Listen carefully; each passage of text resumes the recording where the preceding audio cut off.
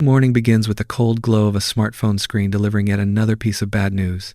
In-sung, our dumb gremlin, stares at a rejection notice from a company called Wide Vision, which claims to have been moved by his skills, while simultaneously deciding not to hire him. He lets out a heavy sigh and collapses back onto his pillow, reflecting on the fact that this is now his 29th failure in a row.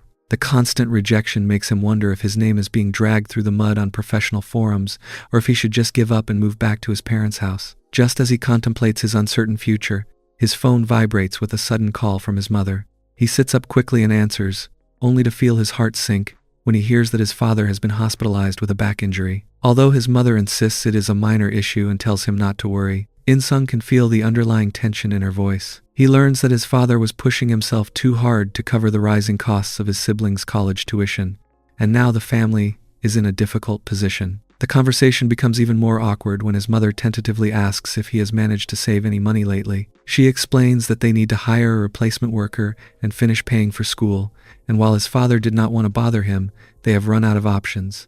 In-sung sits in a stunned silence, realizing the weight of the expectations placed upon his shoulders. Even though he is currently unemployed and struggling, he puts on a brave face and lies to his mother, telling her that he has plenty of savings and will send the money as soon as his next paycheck arrives. His mother is clearly relieved and moves the conversation toward his cardio training life, suggesting that he should bring home a partner if he has found someone special. In-sung offers a forced, nervous laugh, while his mind begins to wander back to a strange memory from his childhood. He recalls a time when a wandering monk stopped his mother on the street to offer a mysterious prophecy about his life.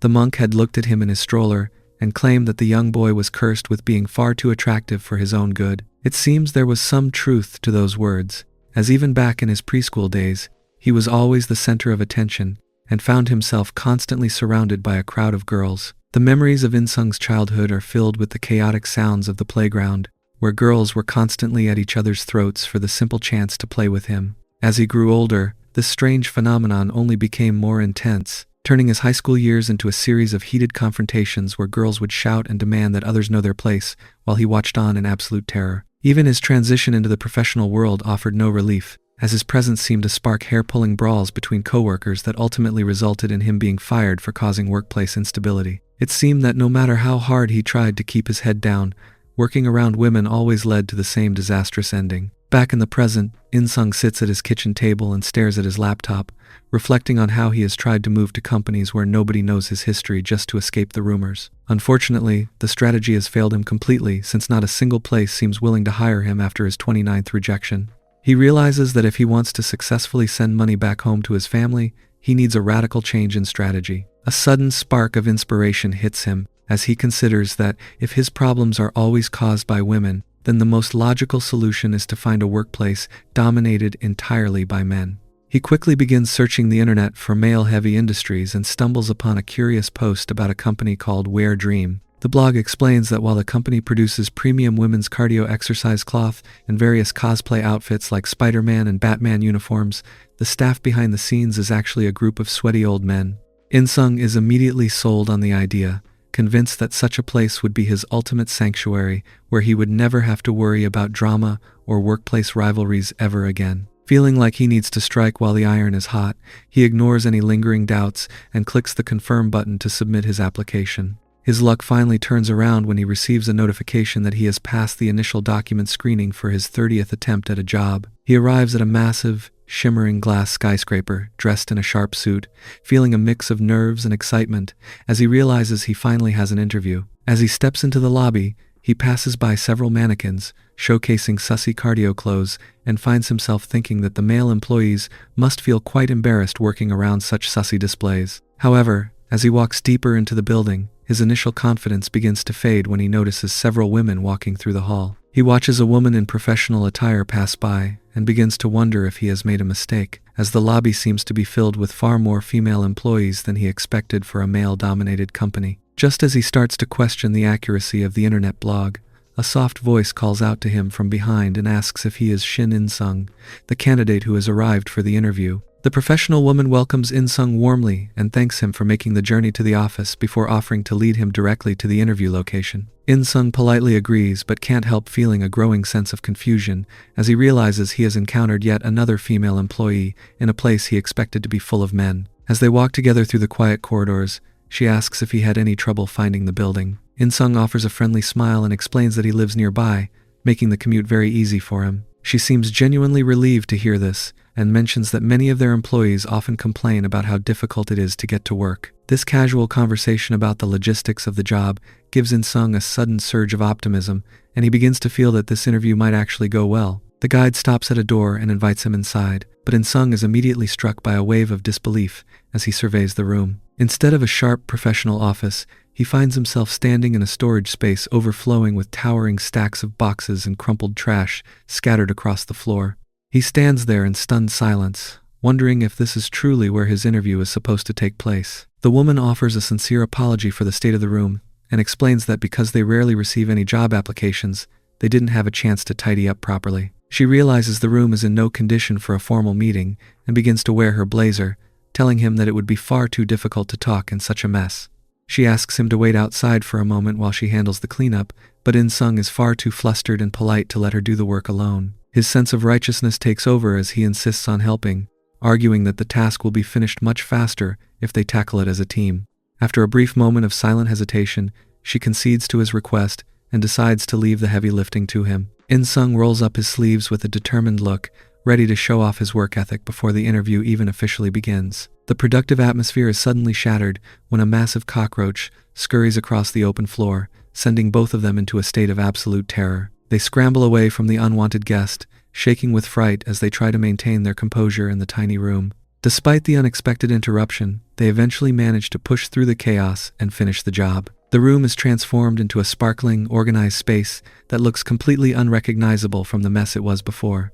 In-sung collapses into a chair, breathing heavily and looking entirely spent from the sudden burst of manual labor.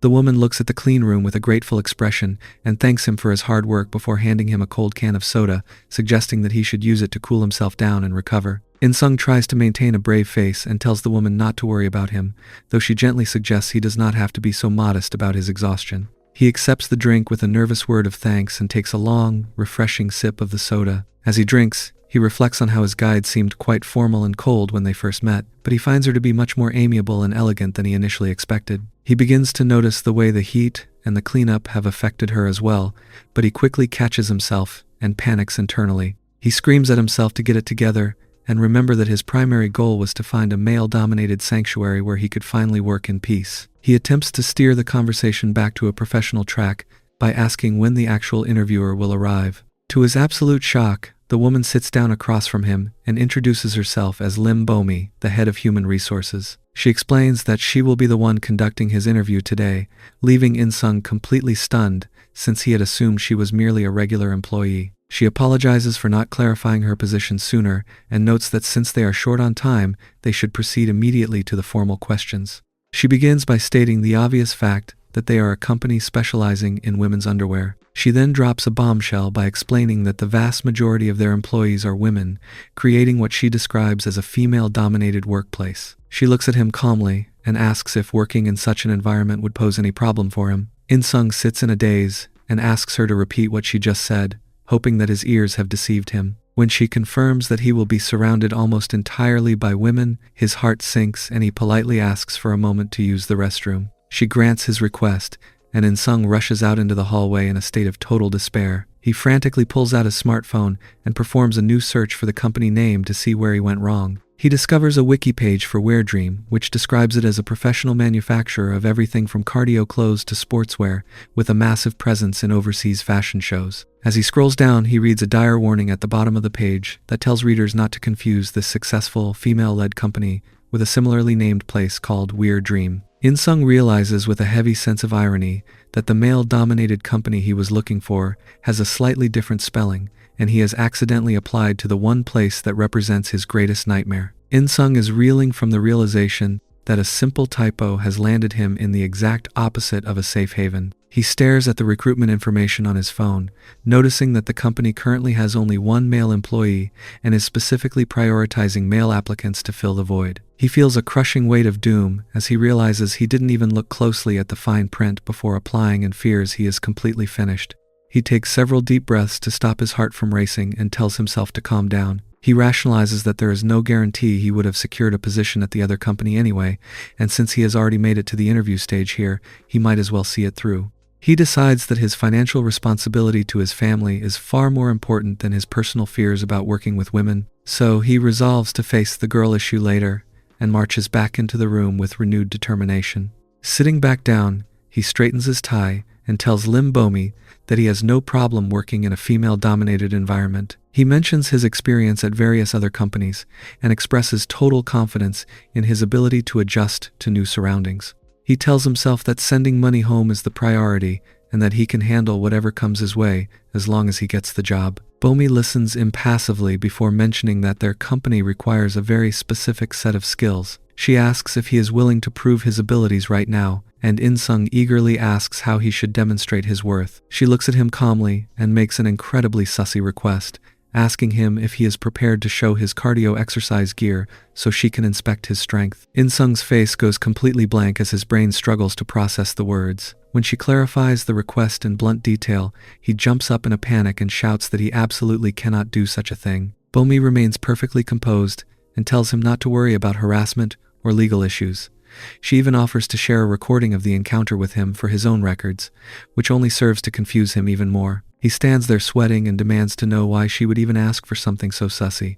She simply tells him to consider it a standard part of their unique interview process and informs him that if he refuses, he is free to walk out the door immediately. In-sung is trapped between his suspicion and his desperation, knowing that if he leaves, all his hard work and his family's future will go up in smoke. In a final impulsive burst of commitment to the job, he decides to go through with it and declares that he will show her exactly what she wants to see as he begins to show his disgusting cardio training skills. In-sung stands in the middle of the room with his face burning a bright shade of red as he reflects on the absolute absurdity of his current situation. He has been through nearly 30 job interviews in his life, but none of them have ever required him to show his cardio training gears in front of a prospective employer. Bomi leans in with a look of intense professional focus, examining him as if he were a piece of high-end merchandise, while In-sung feels his heart hammering against his ribs in a state of pure disbelief. After a few moments of quiet observation, Bomi begins to scribble notes onto her clipboard while making thoughtful sounds under her breath. In-sung is dying of curiosity and asks what exactly she is recording,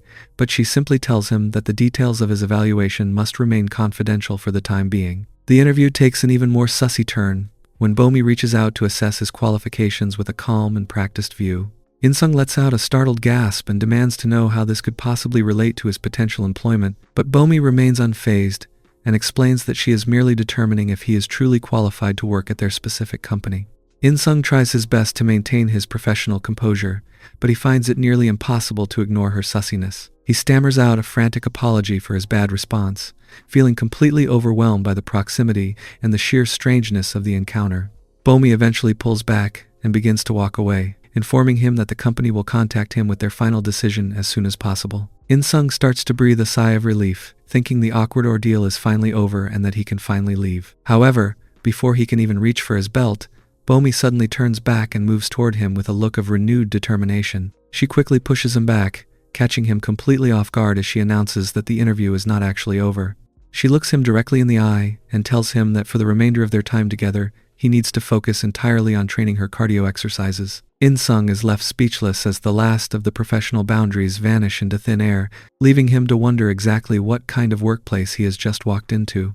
The scene in the storage room reaches its awkward conclusion as Bomi catches her breath and manages to praise his effort, telling him that he has trained hard and that the day's interview is officially over. The heavy tension finally breaks, leaving In-sung to process the surreal events that have just unfolded in the name of a job application. The following morning begins with sunlight filtering softly through the window blinds, while the quiet chirping of birds fills the air outside. In-sung wakes up in the safety of his own bed and lets out a long, groggy yawn, looking entirely disheveled and worn out from the previous day's cardio training. He eventually pulls himself out of bed and heads to the bathroom to splash cold water on his face, hoping the chill will help him snap back to reality. He sits down at his kitchen table with a steaming cup of coffee, trying to find a sense of normalcy in his morning routine. As he takes a slow sip, his hands begin to tremble violently, and he stares off into space with a look of total shock.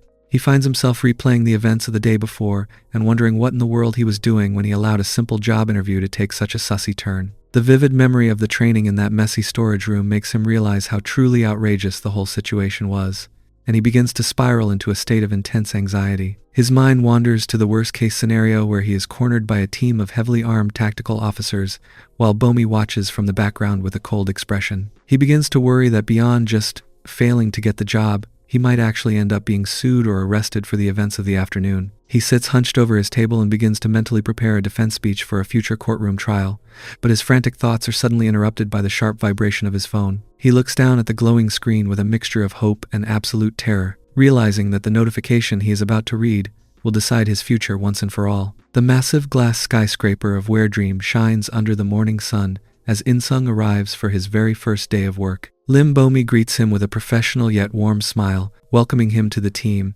and expressing her hope that they can all work together like one big happy family. She presents him with his brand new employee identification card, which represents the official end of his long streak of unemployment. Overwhelmed by the importance of the moment, In-sung immediately performs an incredibly deep bow of gratitude, thanking her profusely for the opportunity. Bomi seems a bit taken aback by his intense level of politeness and gently tells him that there is no need for such a dramatic display of respect. In-sung quickly agrees to be more careful as he tries to rein in his nervous energy and maintain his professional composure. Bomi invites him to follow her for a tour of the facilities, and as they walk through the pristine corridors, In-sung finds his mind drifting back to the events that led him here. He gazes at Bomi from behind and struggles to reconcile her current professional demeanor with the intense cardio training session they shared in that messy storage room just a few days ago. He watches her graceful movements and thinks to himself that he still can't quite believe the things that happened within the walls of this building. He finds himself distracted by her appearance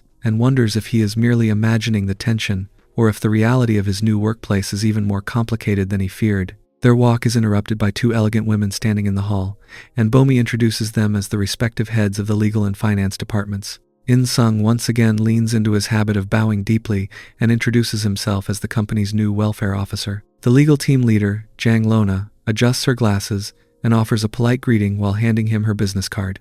In-sung accepts it with a nervous word of thanks, though he feels a momentary jolt of confusion when he thinks he feels a touch on his hand during the exchange. He quickly tells himself it was likely just a mistake as he tries to remain focused on the introduction. The finance team leader speaks up next with a much colder and more distant tone. She makes it very clear that she has no interest in shaking hands and instructs him to simply offer a nod of greeting instead.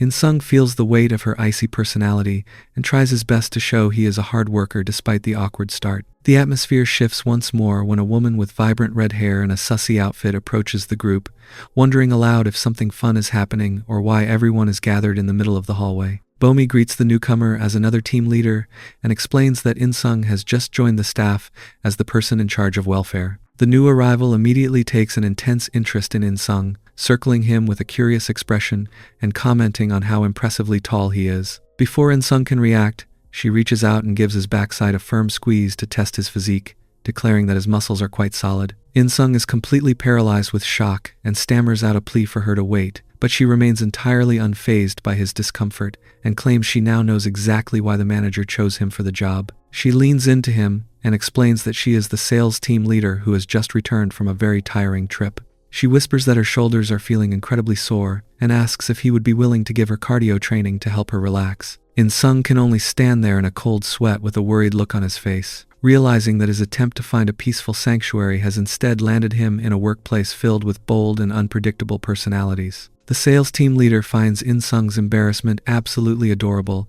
as his face turns a bright shade of red under her playful gaze. She jokingly worries that she might be reported for harassment if she stays any longer and decides to head off, leaving him with a cheerful promise to see him again later. The other department heads follow her lead, offering brief farewells to their new colleague as they prepare to return to their respective offices.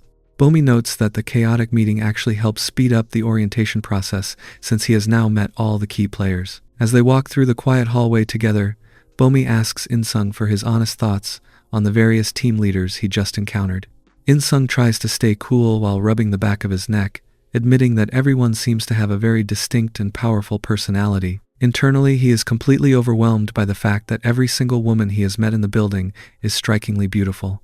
He reflects on how the legal team leader seemed very strict yet logical, while the finance head gave off the vibe of a smart and reliable younger sister. He characterizes the sales leader as a charming and friendly older woman who is clearly very comfortable in her own skin. However, In-sung quickly scolds himself for being so easily distracted by their looks, reminding himself that he shouldn't be happy about being surrounded by beautiful women. He resolves to maintain a strictly formal and professional relationship at all times to avoid any further workplace disasters. The atmosphere turns incredibly serious when Bomi stops him in his tracks to deliver a shocking piece of information. She tells him that his primary responsibility at Weird Dream is to provide the female staff with specialized cardio training that go far beyond standard office welfare. In-sung is paralyzed with shock as he tries to process the idea of his job description involving such extreme levels of training. Bomi remains perfectly calm as she explains that while building a good rapport with the leaders is fine, he must be careful never to get on their bad side. To prove her point, she points to the fine print of the recruitment information he previously signed without looking closely.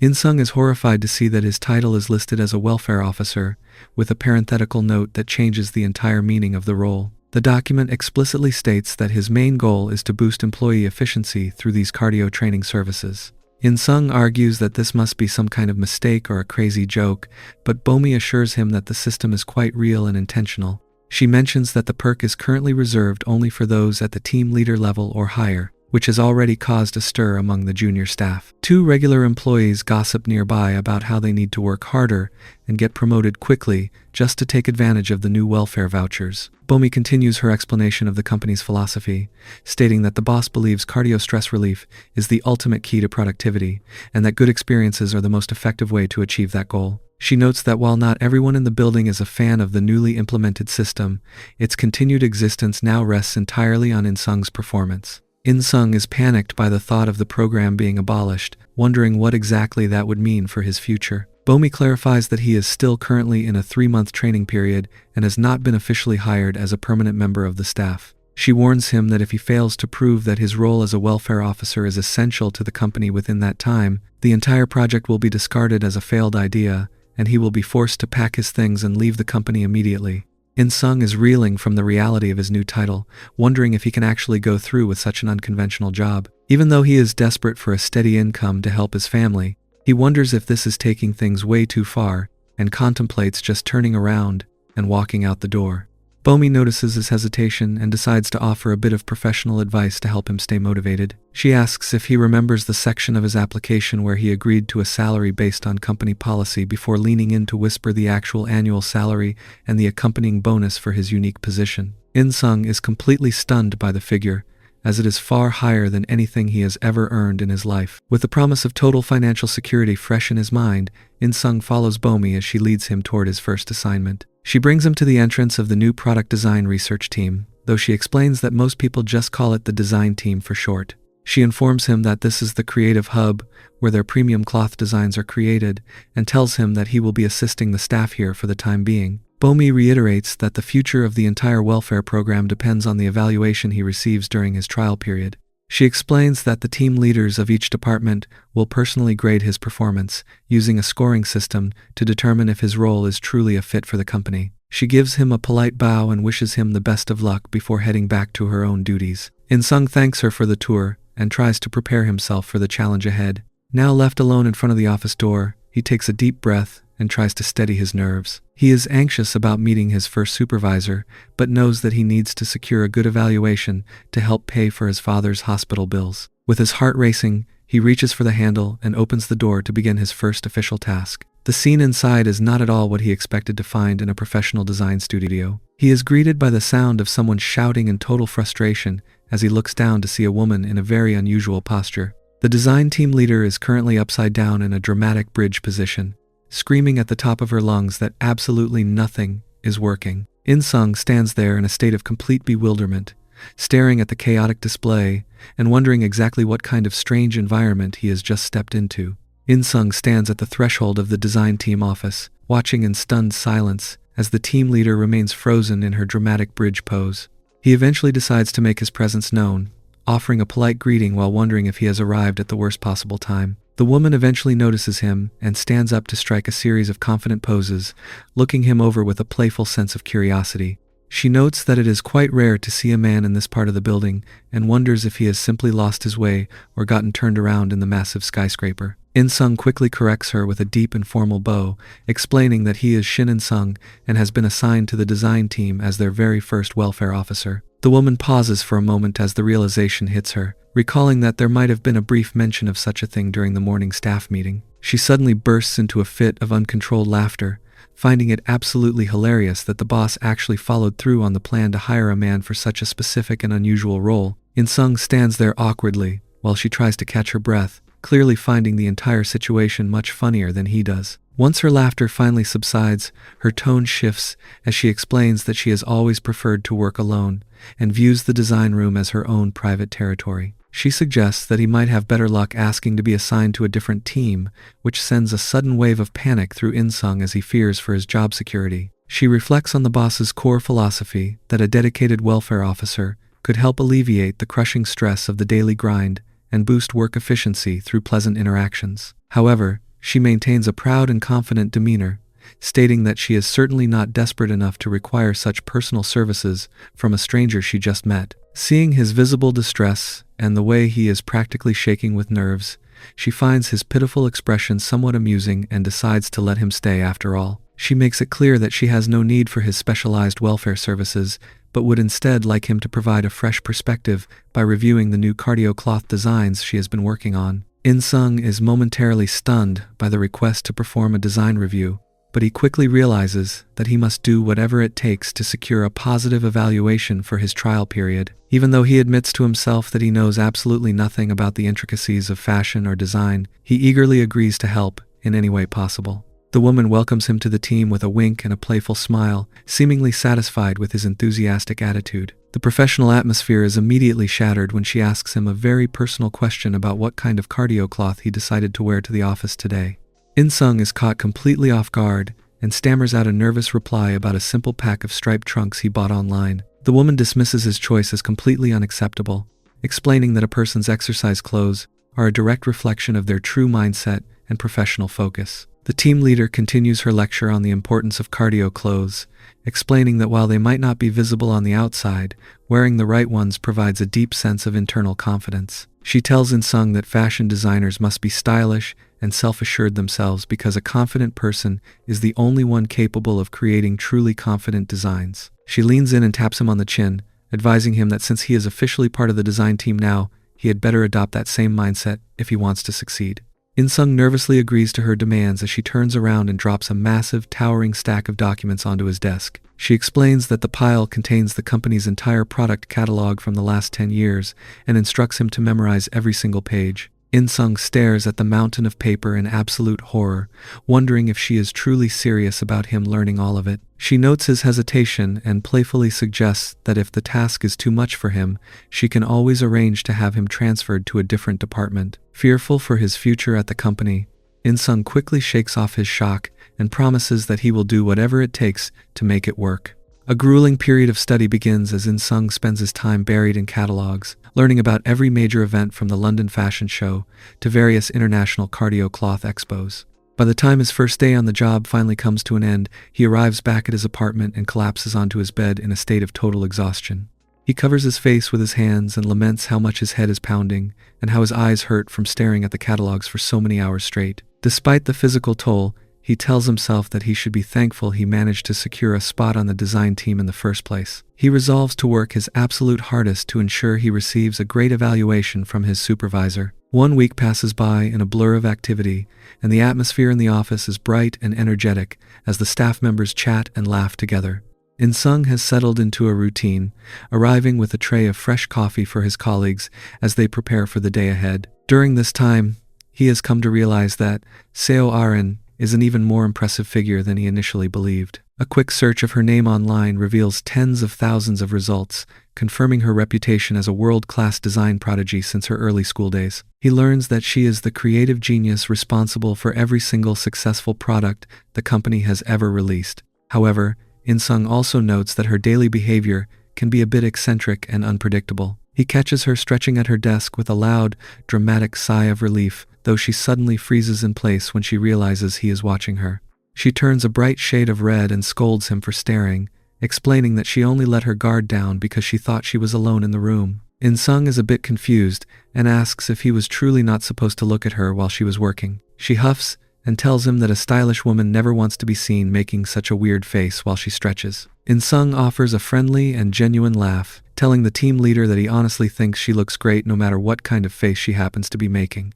In-sung offers a fresh coffee from the cafe, suggesting that the team leader should take a break and enjoy a drink. Arin accepts the iced Americano with a word of thanks, realizing as she takes a long sip that her new assistant has remarkably good sense. She notes that he is incredible at organizing and keeping the office in order, even numbering and sorting the reference materials before she has to search for them. He even seems to anticipate her hunger, arriving with a fresh roll of gimbap just as she was starting to crave a snack. Arin reflects on how easy he is making her life, and wonders if she is starting to feel a little too much like a princess with all this personalized care. To test his progress, she asks if he remembers a specific product from a fashion show decades ago. In-sung doesn't miss a beat, as he correctly identifies the butterfly and flower concept. Arin is visibly shaken by his dedication, realizing that while she only told him to memorize the last decade of designs, he has already mastered everything from 20 years ago as well. She watches him work and notes that he is incredibly sharp and learns everything she teaches him almost instantly.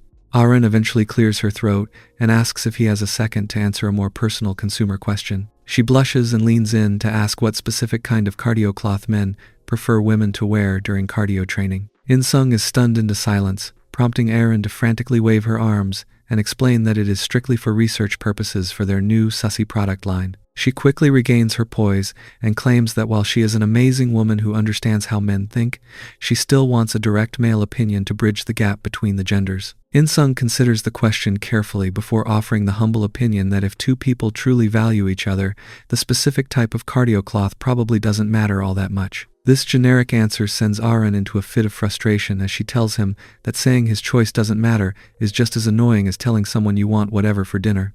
She demands that he provide a specific keyword with real meaning, even resorting to playfully scrubbing his head to squeeze an idea out of his brain. Panicking under the pressure, In-sung suggests a demon or night demon theme, describing it as a concept that is both sussy and dangerous at the same time. Arin stops dead in her tracks as the idea begins to take root in her mind. She immediately rushes back to her desk and starts sketching with a look of intense professional focus. She declares the demon theme to be a brilliant idea and gives In-sung an enthusiastic pat on the back for coming up with something worthy of her special notebook. In-sung notices how worn the book looks and learns that she has used it since high school to record every bit of effort and every stumble she has made on her path to becoming a designer. She clutches the book to her chest and calls it her most precious treasure in the world. In-sung is genuinely moved by her passion, but the atmosphere shifts again when Arin asks if men truly enjoy the idea of a woman being so actively suggesting cardio training. In-sung admits that most men would likely find that very appealing, leading Arin to suddenly move into him.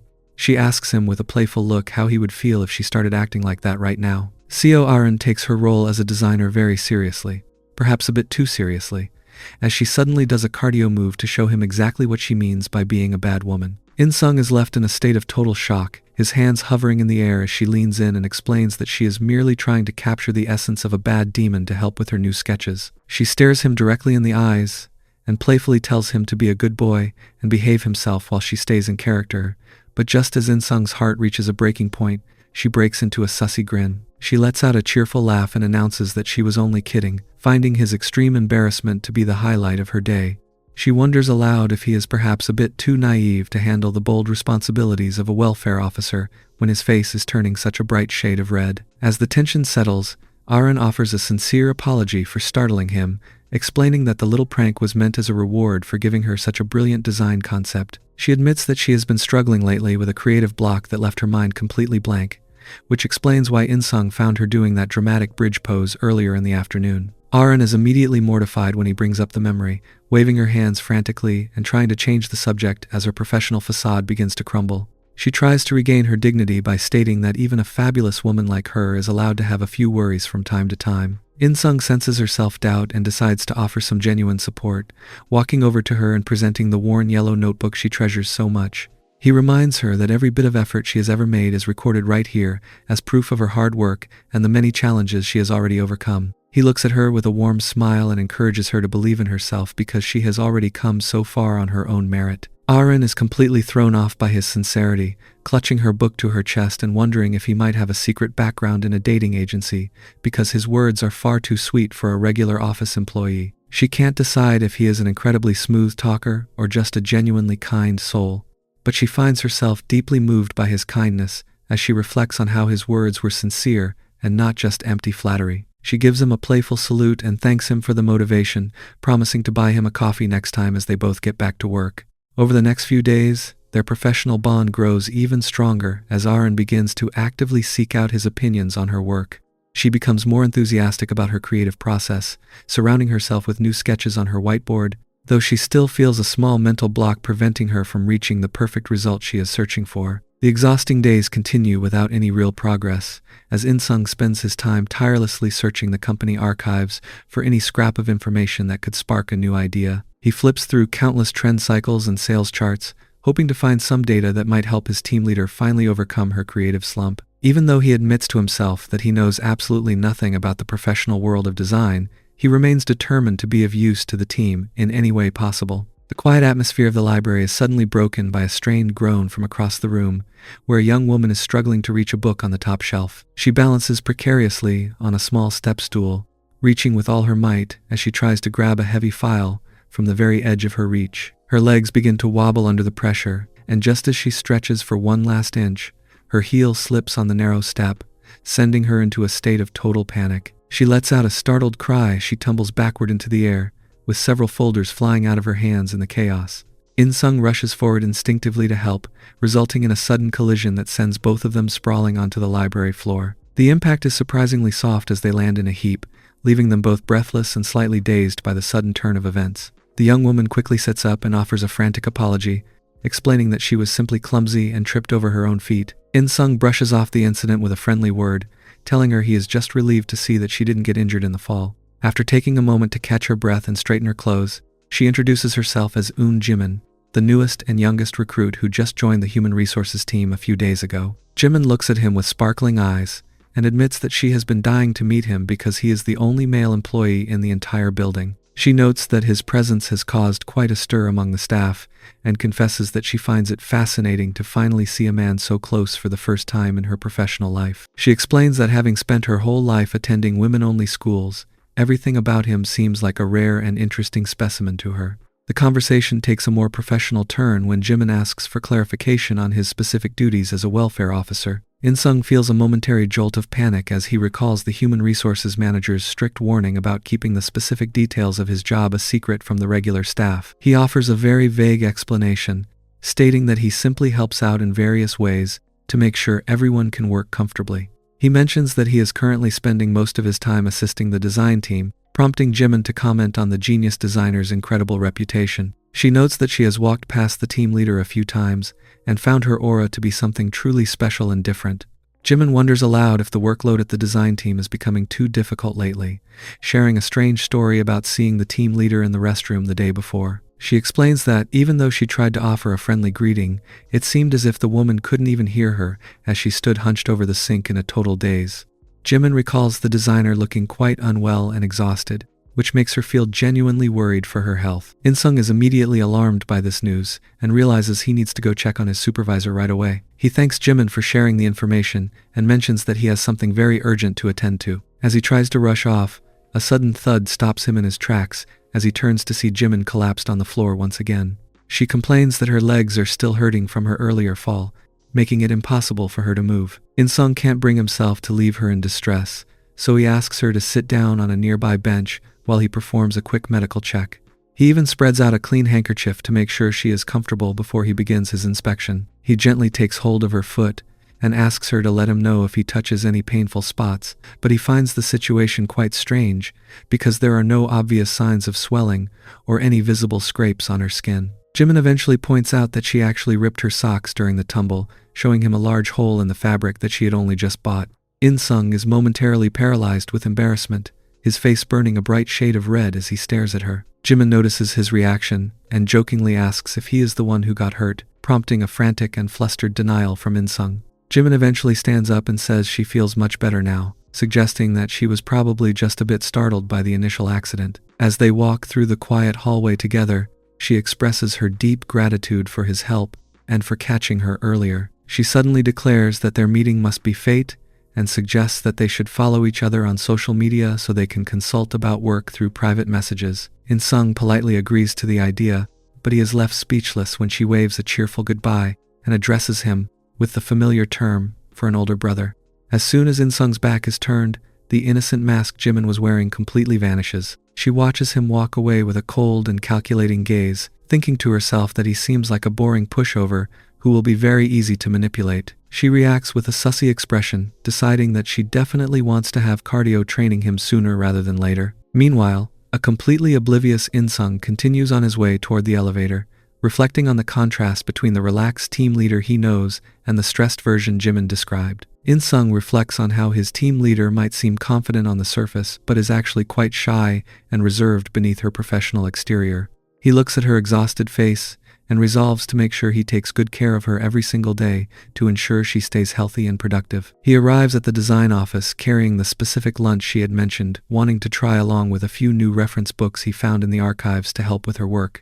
To his surprise, he finds the human resources manager, Lim Bomi, already inside the office and waiting for him. Bomi offers a polite greeting and explains that she stopped by to check on how he is adjusting to his new department after his first week. She asks the team leader for permission to speak with In-sung for a moment, and CO Arin waves them off with a bored expression, telling them to do whatever they want as long as they don't bother her. Bomi leads In-sung a short distance away and asks for his honest thoughts on working with the design team so far. As In-sung tries to answer that there aren't any problems, Bomi suddenly moves in and begins to speak up if the workload or the environment is causing him any stress. In-sung is completely frozen as Bomi's hands continue their thorough inspection of his cardio gears, wondering if he is supposed to just stand there while she conducts this very hands-on welfare check. He tries to maintain a professional face even as his heart hammers in his chest, fearing that if his team leader turns around, she will get a very wrong impression of what is happening. Bomi remains perfectly calm, suggesting that if there are any problems at all while he works,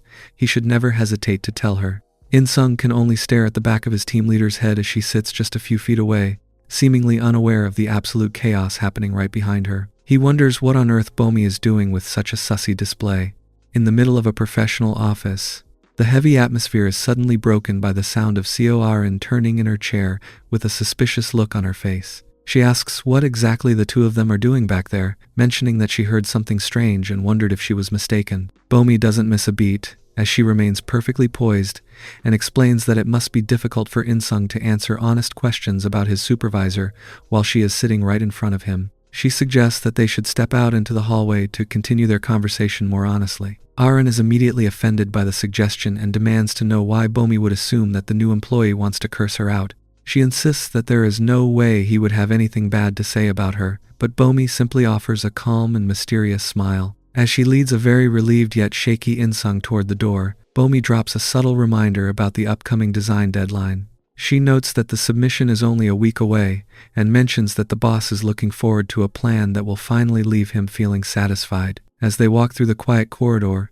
In-sung struggles to maintain his professional gait while his heart hammers against his ribs. He is still reeling from his encounter with Bomi and feels a wave of panic wash over him as he realizes his body has not yet recovered from the sudden cardio training. He worries that someone might catch him looking so disheveled and decides he needs to say something, anything, to distract his mind and return to a state of normalcy. He tentatively mentions that he met a new member of the Human Resources Department earlier in the day, a young woman named Jimn. In-sung describes her as being super innocent and notes that she left a very positive first impression on him. Bomi stops in her tracks and looks at him with a neutral expression, stating that his personal opinions don't really matter as long as he remains faithful to his primary duties. However, the professional atmosphere shifts instantly as she reaches out and firmly grabs him, pulling him toward a nearby door. In-sung is left speechless as she locks the room behind them, leaving them in absolute privacy. Bomi looks him directly in the eye and asks if he is finally ready to give her the answer he failed to provide during their last cardio encounter. Without waiting for a response, she begins to wear her gym clothes, pointing out that since they are completely alone, they can proceed with their cardio training session without any hesitation or fear of being overheard. The scene transitions to the aftermath of a grueling cardio session, where the two of them look entirely spent. In-sung reflects on how much he has learned under the intense guidance of his team leader, CO Arin, while Bomi catches her breath and asks if he is truly having such a difficult time at work. In-sung tries to reassure her that he is doing fine, but his exhausted state tells a very different story. Bomi suddenly poses a very blunt question, asking if he has already provided these specialized cardio training services to team leader Seo as well. In-sung is nearly knocked over by the sudden inquiry, stammering out a frantic denial that makes it clear he hasn't even considered such a thing. Bomi seems satisfied with his reaction and begins to put herself back together, reminding him that he needs to be recognized by all the department heads if he wants to survive his trial period. She warns him that if he continues at his current pace, the other leaders won't see the value in his position, and she encourages him to keep the company's welfare system at the forefront of his mind. In-sung eventually makes his way back to the design office, where he finds Arin sitting at her desk with a look of pure frustration. He nervously notes that she hasn't touched the lunch he brought for her and asks if she is feeling all right. Arin huffs and tells him that she isn't hungry at all, suggesting that he should just go ahead and eat by himself. An awkward silence fills the room as they both avoid eye contact, with In-sung feeling the heavy weight of her unspoken anger. Arin eventually breaks the tension by commenting on how close he seems to have become with the head of human resources. In-sung is startled by the accusation and quickly tries to explain that they were only discussing the details of his interview and orientation. Arin remains skeptical, leaning back in her chair and suggesting that men only need to know a few basic things to get what they want. She watches him with a piercing gaze before suddenly standing up and moving toward him with a look of fierce determination. In-sung is caught completely off guard as she reaches out and grabs him firmly by the tie. She stares at him with a mix of jealousy and authority, declaring that as long as she holds the rank of team leader or higher, she has the right to do whatever she wants with her assistant. She makes it very clear that she is not joking this time, leaving In-sung to wonder how he managed to get himself into such a high-stakes situation where his professional duties and personal boundaries are becoming increasingly blurred. Meanwhile, Bomi is walking through the office corridors when she is suddenly spotted by the high-energy sales team leader. The woman waves enthusiastically and greets Bomi with a wide smile, playfully reminding her once again that she should be addressed as an older sister rather than by her formal department title.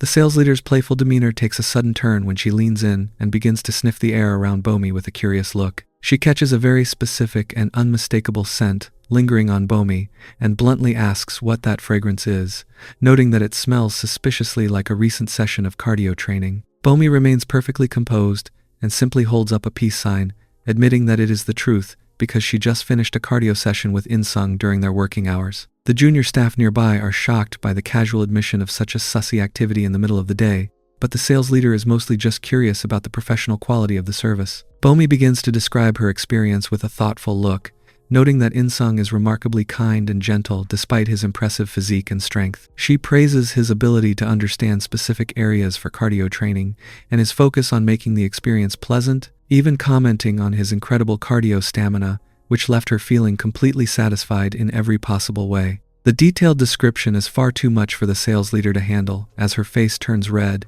and she feels her own need for cardio training from the mental images. She suddenly declares that she needs to excuse herself to go pick some flowers and rushes off down the hall while her colleagues try to drag her back to her actual work duties. Bomi reflects that the timing might be a bit chaotic right now, as the scene shifts back to the design team's office. The morning continues with In-sung feeling the heavy weight of his new professional responsibilities as he recalls the firm advice given to him by the human resources manager. Bomi had made it very clear that while diligent work is important, his ultimate success at the company depends entirely on being recognized by the various team leaders for his specialized welfare services. She reminded him that the very survival of the welfare system rests on his shoulders and that he must keep this primary goal in mind at all times. Back in the present, the atmosphere in the design office is thick with tension as CEO Arin confronts him with a look of pure jealousy and frustration. She demands to know why he is suddenly acting so uncomfortable around her when he was perfectly willing to perform his cardio duties for another woman. She finds it insulting that he would show such hesitation toward her specifically. In-sung tries to maintain his composure while his heart hammers in his chest, explaining that the suddenness of her request has left him feeling flustered and uncertain. Arin is not satisfied with his excuse and tells him to be honest about his true feelings. She challenges him to ask himself if he genuinely wants to provide his cardio training services to her, or if he is simply looking for a way to escape the situation. The intense standoff reaches a breaking point as Arin eventually lets go of his tie and looks away with a deep blush. She admits that she is sorry for making him feel pressured and acknowledges that she was likely being far too aggressive for no reason. She falls into a quiet, contemplative mood and begins to open up about the professional struggles that have been weighing on her mind lately. She reveals a shocking truth that contrasts sharply with her reputation as a genius designer, admitting that it is actually quite common for her project proposals to be rejected by the company leadership. Recently, all of her new designs have received incredibly low ratings from the evaluators, leaving her in a state of total creative despair. Her boss suggested that she should try a much sussy line of designs as a challenge, but Arin confesses that she feels completely lost because she knows nothing about that style of fashion. She has been agonizing over the problem for more than a month without a single productive idea, and she fears that if she fails one more time, she will have no choice but to quit her career as a designer forever. Tears begin to stream down her face as she breaks down in front of her assistant, admitting that she feels like a complete failure. She reflects on her past as a normal student whose only hobby was making clothes, and realizes she has spent years trying to convince herself that she was an amazing woman worthy of her professional title. She tells In-sung that she was merely acting like a genius or a god to hide her own insecurities, and calls herself pathetic for pretending to be something she is not. In-sung is deeply moved by her vulnerability and decides to step in with some much-needed emotional support. He looks at her with a steady and serious expression, telling her firmly that she is definitely not pathetic. He explains that while he might not know her specific definition of an amazing woman, he believes that anyone who works as hard as she does for something they truly love deserves that title. He assures her that the immense effort she puts toward her goals is something truly admirable rather than a sign of vanity. He encourages her to look back on all the hard work she has accomplished and tells her that she needs to start giving herself far more credit for the person she has become. Arin stands there in stunned silence, her heart fluttering at his sincere words, as she realizes that her assistant sees a strength in her that she had long forgotten to see in herself. The scene continues in the design office as Seo Arin searches his eyes for the truth, her face burning with a deep blush as she asks if he truly believes she is an amazing woman, rather than just someone putting on a desperate act for the sake of her career. Her heart begins to race with a mixture of hope and newfound courage, leading her to make a much sussy request by asking if he would be willing to stop using words and instead show her his sincerity with his cardio training skills. The heavy tension is suddenly shattered by the sharp, jarring vibration of a smartphone, sending both of them flying into the air in a state of absolute terror. Desperate to escape the suffocating awkwardness of the near miss, In-sung quickly invents a frantic excuse about the boss calling for him and promises to return immediately before he loses his nerve. Arin is just as flustered and embarrassed, shouting out a similar lie about someone calling her as they both scramble out of the room in opposite directions. Once she is alone in the safety of the hallway, Arin nearly loses her mind, screaming at herself for being crazy enough to almost do cardio training with a brand new employee right in the middle of the office. She realizes with a mix of relief and intense frustration that the boss's perfectly timed text message is the only thing that saved her from making a massive professional mistake. She sprints down the quiet corridor in a total panic, clutching her face and wondering how she will ever be able to look her assistant in the eye again after such a disastrous encounter. The scene shifts to a different part of the building where a much more relaxed In-sung arrives at a new meeting spot, wondering why he was asked to come to such an unusual location for a work consultation. He is greeted by the cheerful and energetic voice of the young human resources junior, Jimn, who waves him over with a bright smile from her perch on a nearby table. In-sung looks down at the friendly message on his phone and approaches her with a polite and formal greeting, though he is quickly scolded for maintaining such a stiff business tone. Jimn reminds him that they had already agreed to be much more casual with one another and insists that he drop the professional formalities immediately and treat her with the familiarity of a close friend. In-sung admits that he was a bit surprised by the sudden invitation but expresses his genuine gratitude for the timing, as her request accidentally saved him from a very difficult and confusing situation back in the design office. He tentatively asks what kind of favor she needs, only to be met with a sussy and calculated grin that completely replaces her previous mask of innocence. Jimn reveals that she has been hearing some very interesting rumors about his specialized cardio training skills, and bluntly asks if she could have a taste of his welfare services for herself. In-sung is paralyzed with shock and stammers out a panicked response, wondering why she would say something so incredibly strange and sussy in a professional setting. Jimn merely laughs at his confusion and tells him there is no point in acting clueless, because she already knows the entire truth about his real role at the company. She explains that while the human resources manager was away from her desk, she couldn't resist the urge to snoop through a private document file regarding the establishment of the new welfare program. Jimn describes the absolute shock she felt when she discovered his official recruitment evaluation, noting that even her cold and strict manager had given him nearly perfect scores for his strength, physical condition, and his incredible levels of cardio stamina. She looks at him with a cold and predatory gaze, mentioning that the manager even awarded him a nearly perfect score for his technique, making it clear that she is now determined to experience those high-quality cardio training services for herself.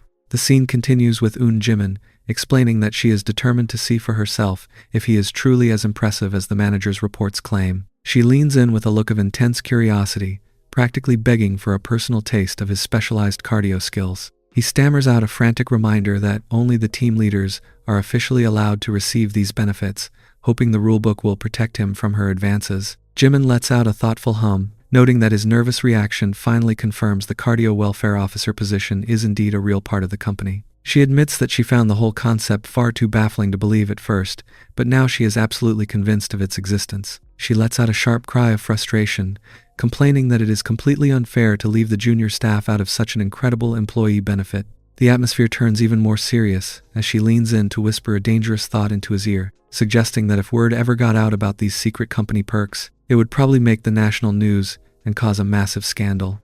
In-sung lets out a pained sound as he realizes the crushing weight of the secret she is now holding over his head. Jimn offers him a calculated deal, suggesting that if he doesn't want the secret leaked, he should simply provide her with the same training services to make things fair for everyone. She tells him it shouldn't be that hard for him to agree. In-sung tries to argue that, if he gives in now, she will likely only end up asking for more and more in the future. Jimn breaks into a fit of uncontrolled laughter, finding his sudden burst of confidence absolutely hilarious. She notes how different he is on the inside compared to his modest and polite outward appearance, clearly enjoying the way he is struggling to maintain control. She tries to reassure him that he has nothing to worry about, comparing her curiosity to someone who has to try every new restaurant that opens but never returns for a second or third visit. She claims to be the type of person who loses interest as quickly as she gets hooked on something new, so he should stop worrying about useless long-term training sessions. She moves into position with a look of intense focus, declaring that she has finally found exactly what she was looking for as she prepares to begin her very own private cardio training session. Later, In-sung walks back into the design office with a sheepish look, offering a sincere apology for being late after his unexpected meeting in the hallway. CO Arin is already settled in at her desk and notes that he was gone for quite a while after their earlier chaotic encounter. In-sung rubs the back of his neck awkwardly, simply explaining that he had a personal matter to take care of as he tries to hide the details of his conversation with the junior from HR. The atmosphere in the room remains a bit quiet until In-sung notices Arin looking somewhat thoughtful and pensive. He tentatively asks if anything is bothering her, prompting her to mention that the company president recently called her in for a brief meeting. She reveals a small, elegantly labeled jar and explains that the boss gave her a special new scented candle specifically designed to help boost her productivity. Arin announces her plan to light the candle and stay in the office until late to finish her designs, suggesting that the newbie should just head home and rest for the day. In-sung expresses his concern that she might be pushing herself far too hard, but Arin merely winks and assures him that everything is perfectly fine. She thinks to herself that work is finally going to go great because everything has clicked into place thanks to the motivation she received from a certain someone. Refusing to leave her alone, In-sung puts a hand over his heart and declares his intention to stay and work right by her side for the remainder of the night. He explains that since she finally has a good feeling about the project, he wants to be there to offer his full support until the task is complete. Arin looks at him with a soft and intrigued expression, eventually agreeing to count on his help as the evening begins. The special scented candle is lit and fills the room with a gentle aroma as the hours pass by in a quiet blur of productivity. Arin eventually stops to stretch her arms high above her head, letting out a long and tired yawn as she realizes they have been working for ages. In-sung checks in on her progress and offers a warm cup of tea to help clear her head and keep her focused. Arin takes a sip and admits that she has finally caught the trail of a great idea, though it remains stubbornly out of reach for the moment. She describes the frustrating feeling as being like a fishbone stuck between her teeth that she just can't seem to pull out. In-sung makes a sympathetic face and agrees that her creative block sounds incredibly rough and exhausting.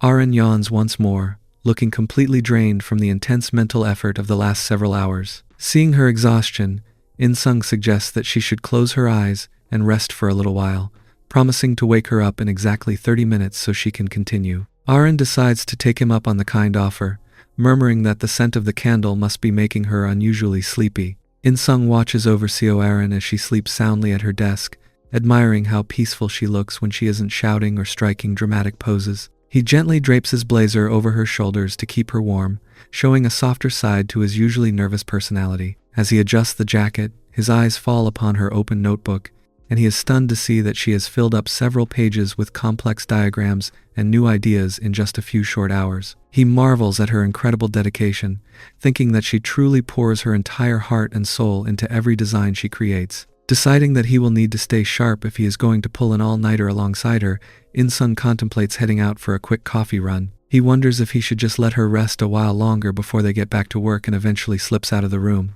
While the office is quiet, the scented candle given to her by the boss accidentally tips over and ignites the scattered papers on the desk. The small flame quickly turns into a dangerous blaze, filling the creative studio with thick, choking smoke. Arin eventually stirs from her nap, coughing and disoriented, as the room begins to transform into a nightmare. In-sung returns with the coffee only to find the hallway filled with the smell of burning paper and the piercing sound of the fire alarm. He drops the drinks and rushes toward the office in a state of pure desperation, shouting for his team leader as fear takes over. He spots Arin through the haze and quickly scoops her up in a heroic carry, rushing her out of the burning room and into the safety of the stairwell. Once they are out of the immediate danger zone, they both collapse on the floor to catch their breath, looking entirely disheveled and shaken by the near disaster. As they recover, In-sung looks at Arin and asks if she is injured anywhere, but his concern is suddenly replaced by a look of realization. He tells her that he has to run back into the office immediately, ignoring her confused and panicked cries to stay where it is safe. He explains that he forgot something incredibly important and sprints back into the danger zone with a look of fierce determination.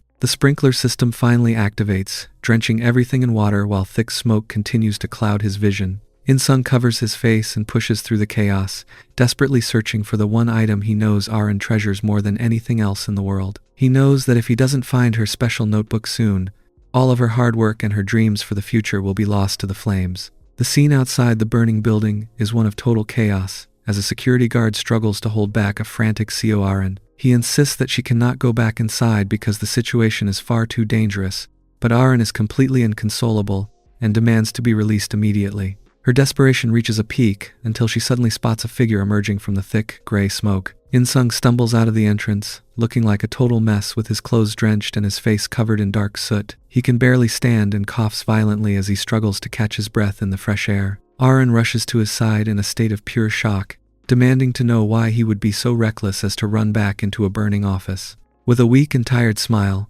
In-sung reaches out and presents her with the worn yellow notebook, murmuring that he found it just in time. He explains that he felt there was no time to waste and that he had to retrieve it before her most precious treasure was destroyed forever. The sheer physical and emotional toll of the rescue finally catches up to him, and In-sung collapses onto the pavement as Arin screams for her assistant in a voice filled with absolute terror. The following morning finds In-sung waking up in a quiet and sterile hospital room, blinking slowly as he tries to remember how he got there. He realizes he is in a medical ward, and his first instinct is to worry about whether his team leader managed to escape the fire safely. He feels a sudden weight on the side of his bed and looks over to see Arin resting her head nearby. When he tentatively calls out her name, she jumps and rubs her eyes, grumbling that he is being far too loud. She looks completely exhausted and admits that she hasn't managed to catch a single wink of sleep because she was so busy worrying about him. The brief moment of relief is quickly replaced by a surge of fiery anger as Arin calls him an absolute idiot at the top of her lungs. She begins to playfully yet frantically smack him,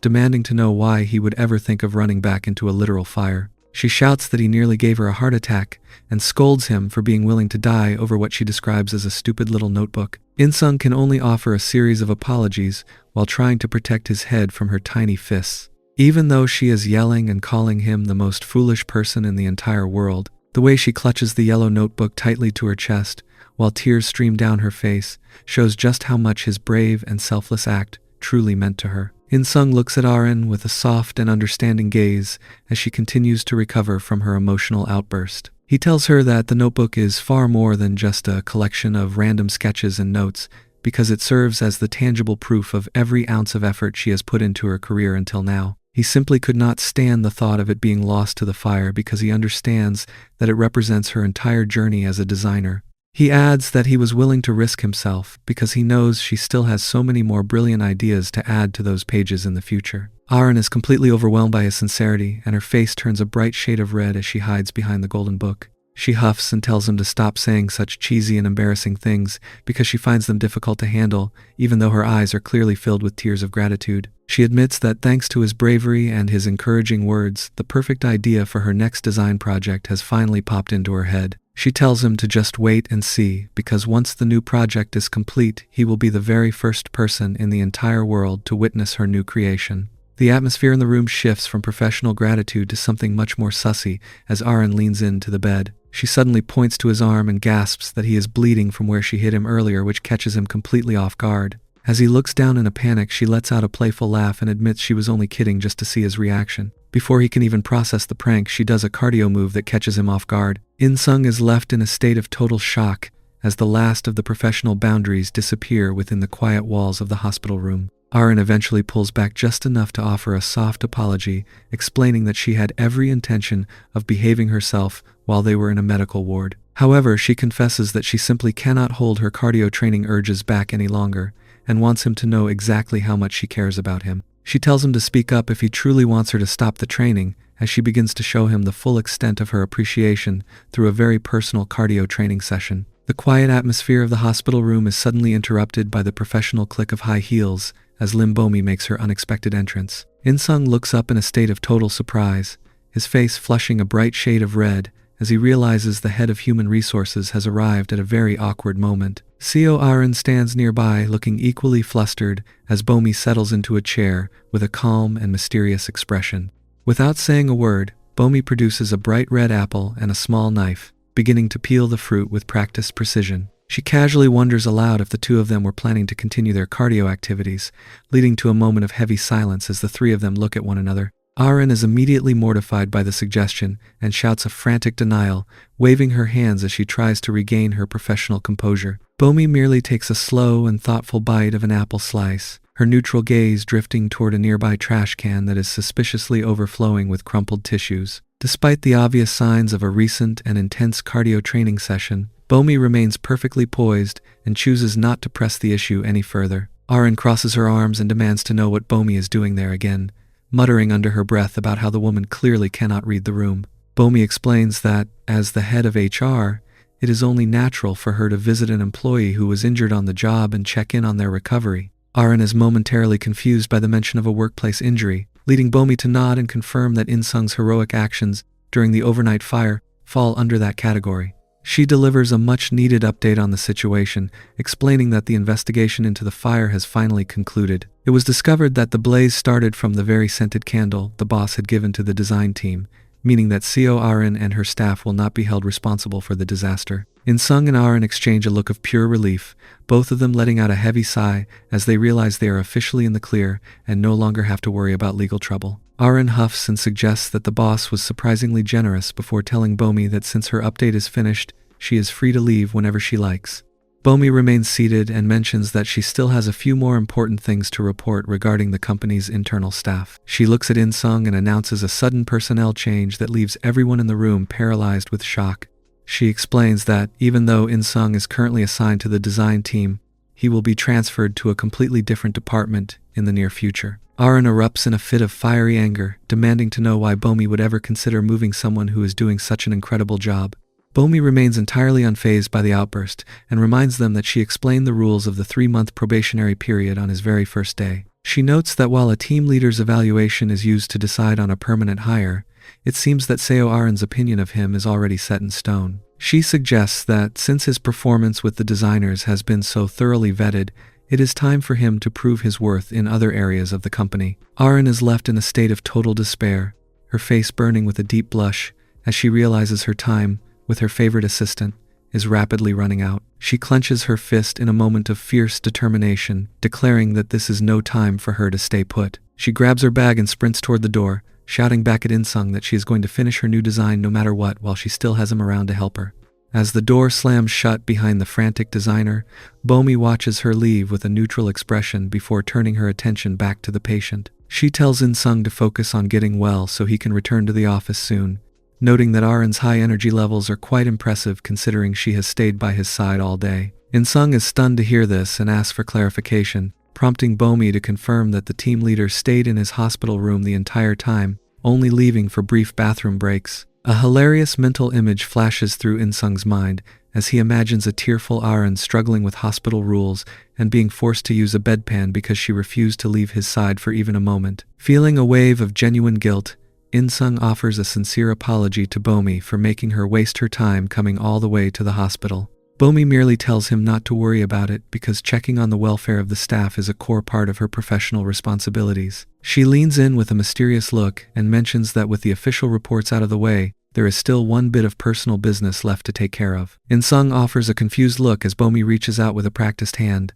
stating that they need to perform a thorough health check on an employee who was injured during the line of duty.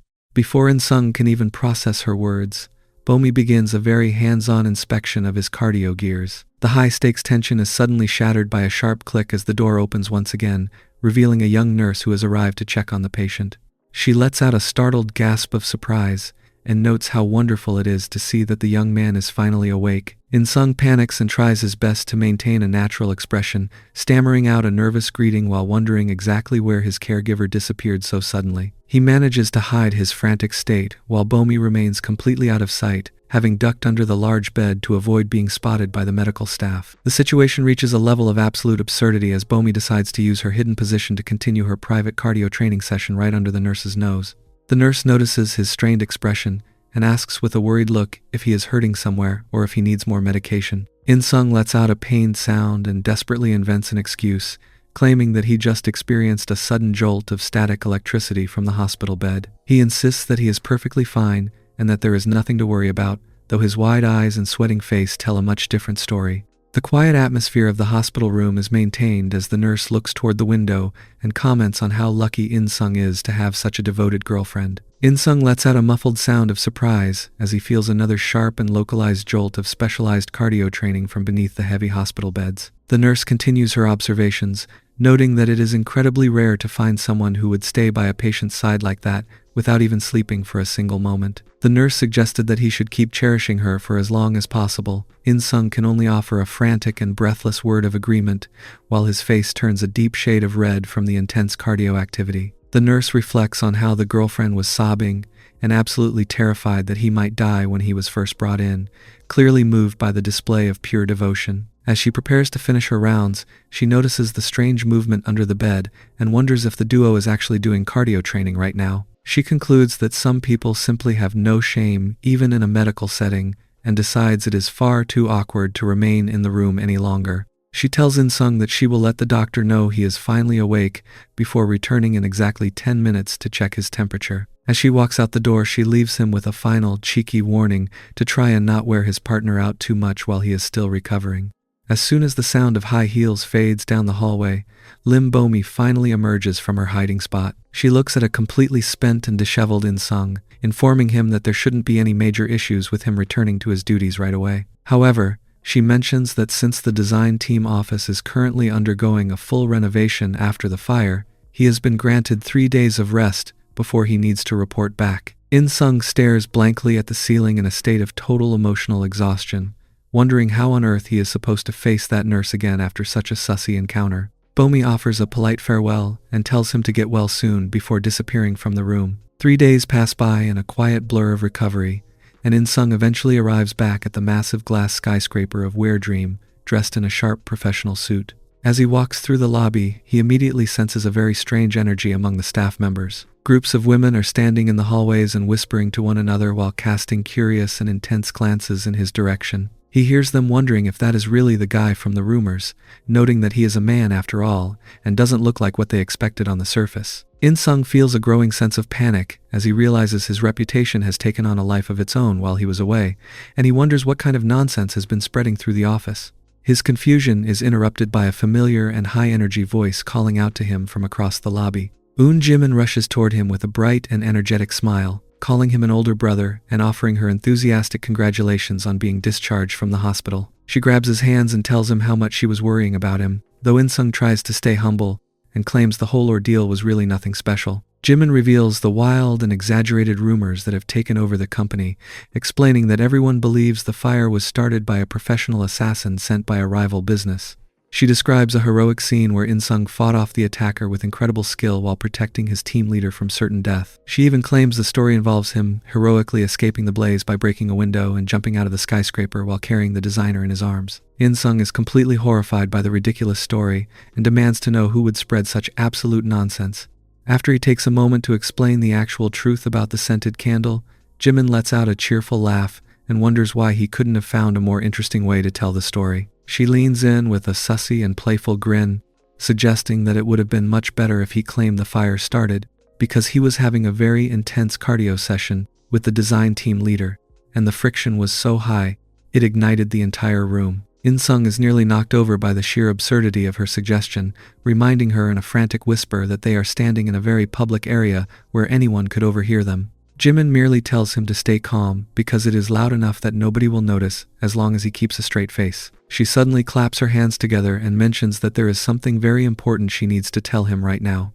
With a sussy and calculated look, she tells him that she honestly thinks she has gotten the result after their last training encounter. She notes that he gave her a very hard cardio training last time, and since she hasn't been training with anyone else lately, she is absolutely sure the credit for the result of the cardio session belongs to him. She looks at a completely paralyzed and mentally broken In-sung and tells him that he is going to have to take full responsibility for his actions, leaving him staring off into space as his entire world collapses once again. In-sung immediately objects to the shocking news and insists it has not been nearly long enough for her to know such a thing. Jimn remains perfectly calm and shrugs while claiming she knows herself better than anyone else in the world. In-sung tells her to stop acting like a stubborn old person who refuses to listen to their own doctor. Jimn lets out a playful huff and admits she was only teasing him because his reaction is so much fun to watch. She explains that she actually took a cardio-boosting medicine that day and tells him he really doesn't have any reason to worry. In-sung clutches his chest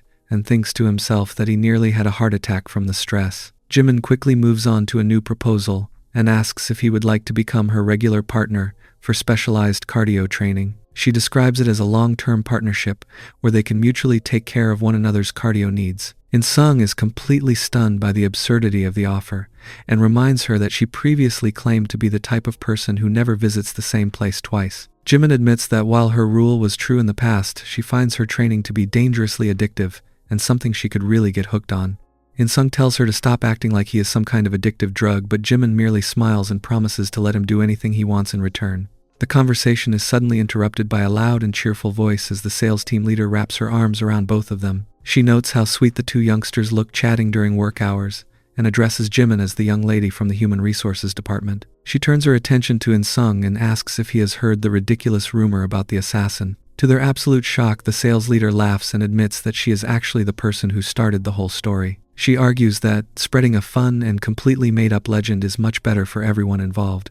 She explains that a story about an assassin causing the fire results in far less gossip than people finding out he was pulling an all-nighter alone with the design team leader. She tells In-sung that since he is already busy enough with the new project, he shouldn't waste any energy worrying about stupid rumors. She promises to pay him back with an amazing new design soon, but suddenly stops and mentions that her skin has been feeling quite prickly lately. Even though they are indoors, she attributes the sensation to the nice weather and her serious skincare routine before waving a cheerful goodbye. In-sung watches her walk away and reflects on how her words and her expressions never seem to match up. As he prepares to head back to his own office, he is stopped in his tracks by the sight of CO Arin walking toward him. The design team leader looks surprised to see him and notes that she heard he had finally been discharged from the hospital. She stops right in front of him and asks if he is feeling all better now. In-sung stands there in a bit of a daze. In-sung expresses his gratitude to CO Arin for looking after him during his recovery and asks how she managed to spend her time while the design office was closed for repairs.